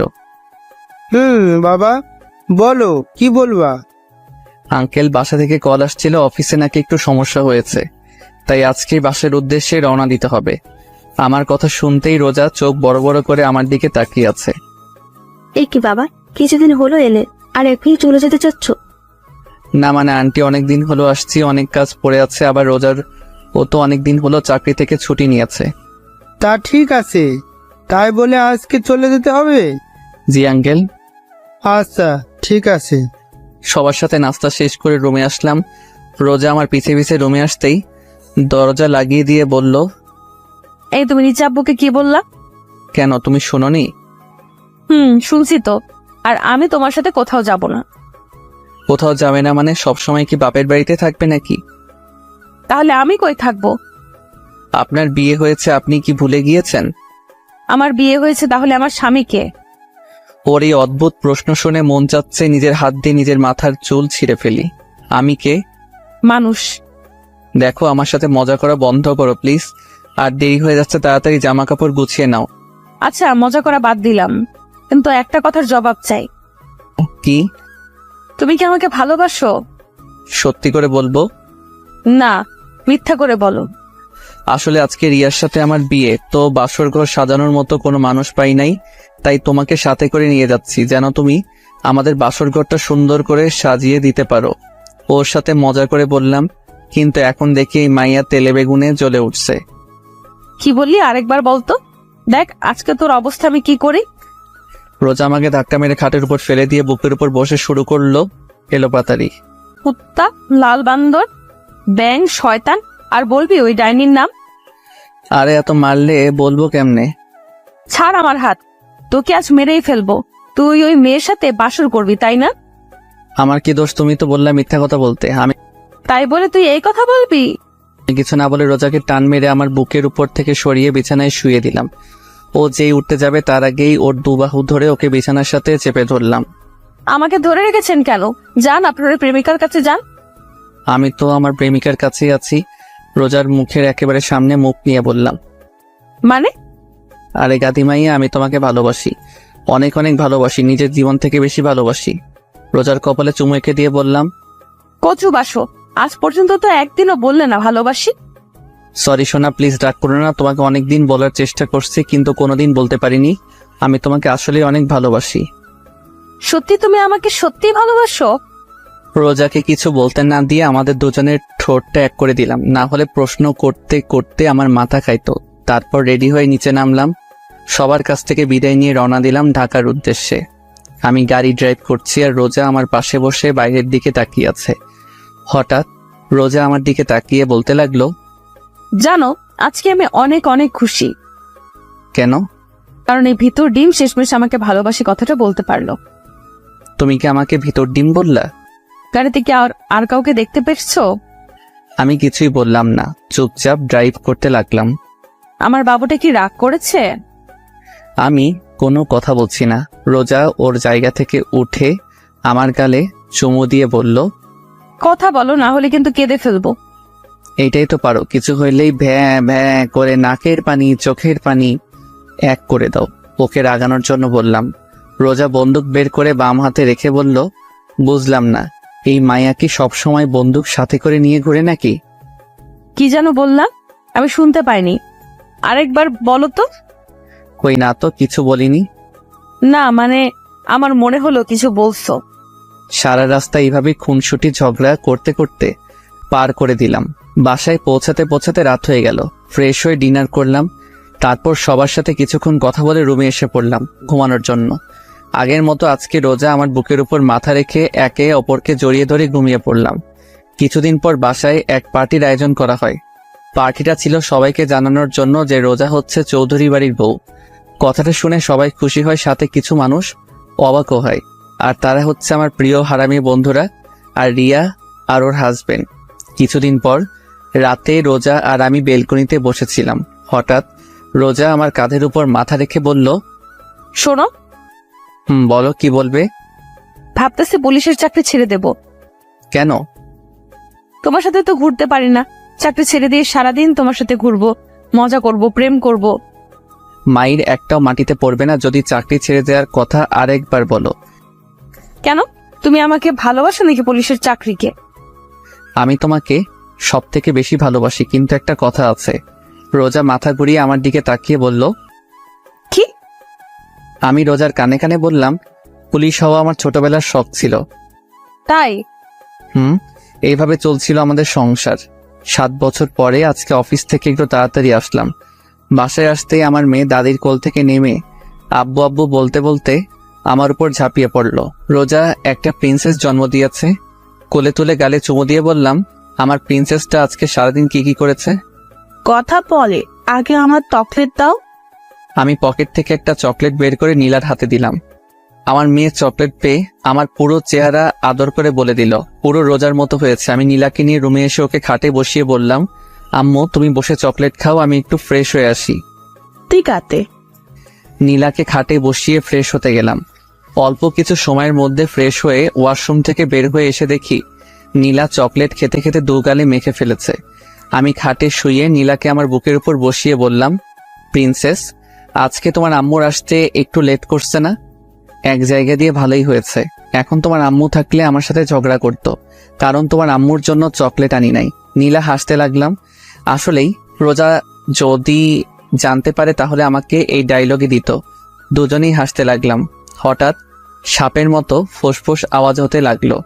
আমরা দুজনে হাসি বন্ধ করে দরজার দিকে তাকিয়ে দেখি রোজা দাঁড়িয়ে আছে আর সাপের মতো ফোঁসফোঁস করছে। নীলা চুপচাপ আমার কোল থেকে নেমে রোজার কাছে গেল। রোজা ওকে কোলে তুলে নিয়ে ওর গালে চুমু দিয়ে বলল, আম্মু তোমার আব্বু কি আমার ব্যাপারে নিয়ে কথা বলছিল? নীলা মাথা দুলিয়ে হ্যাঁ বলল। আচ্ছা ঠিক আছে, তুমি নিচে দাদুর সাথে খেলা করো, যাও। নীলা কোল থেকে নেমে আমার দিকে তাকিয়ে একটা হাসি দিয়ে দৌড়ে রুম থেকে বের হয়ে গেল। রোজা দরজা লাগিয়ে আমার সামনে এসে বলল, কি বলছিল আমার নামে? কই কিছুই বলি নাই। আমি কিন্তু শুনেছি। সরি সোনা, আজকে তোমার জন্য চকলেট আনি নাই। সমস্যা নাই, 20টা কিস করলেই হয়ে যাবে। এর কম করলে হয় না? ওহো, একটাও কম না। সমস্যা নেই, আমি রাজি আছি। রোজাকে কোলে তুলে বিছানায় শুয়ে দিয়ে ওকে আদর করতে করতে হারিয়ে গেলাম ভালোবাসার মায়াজালে।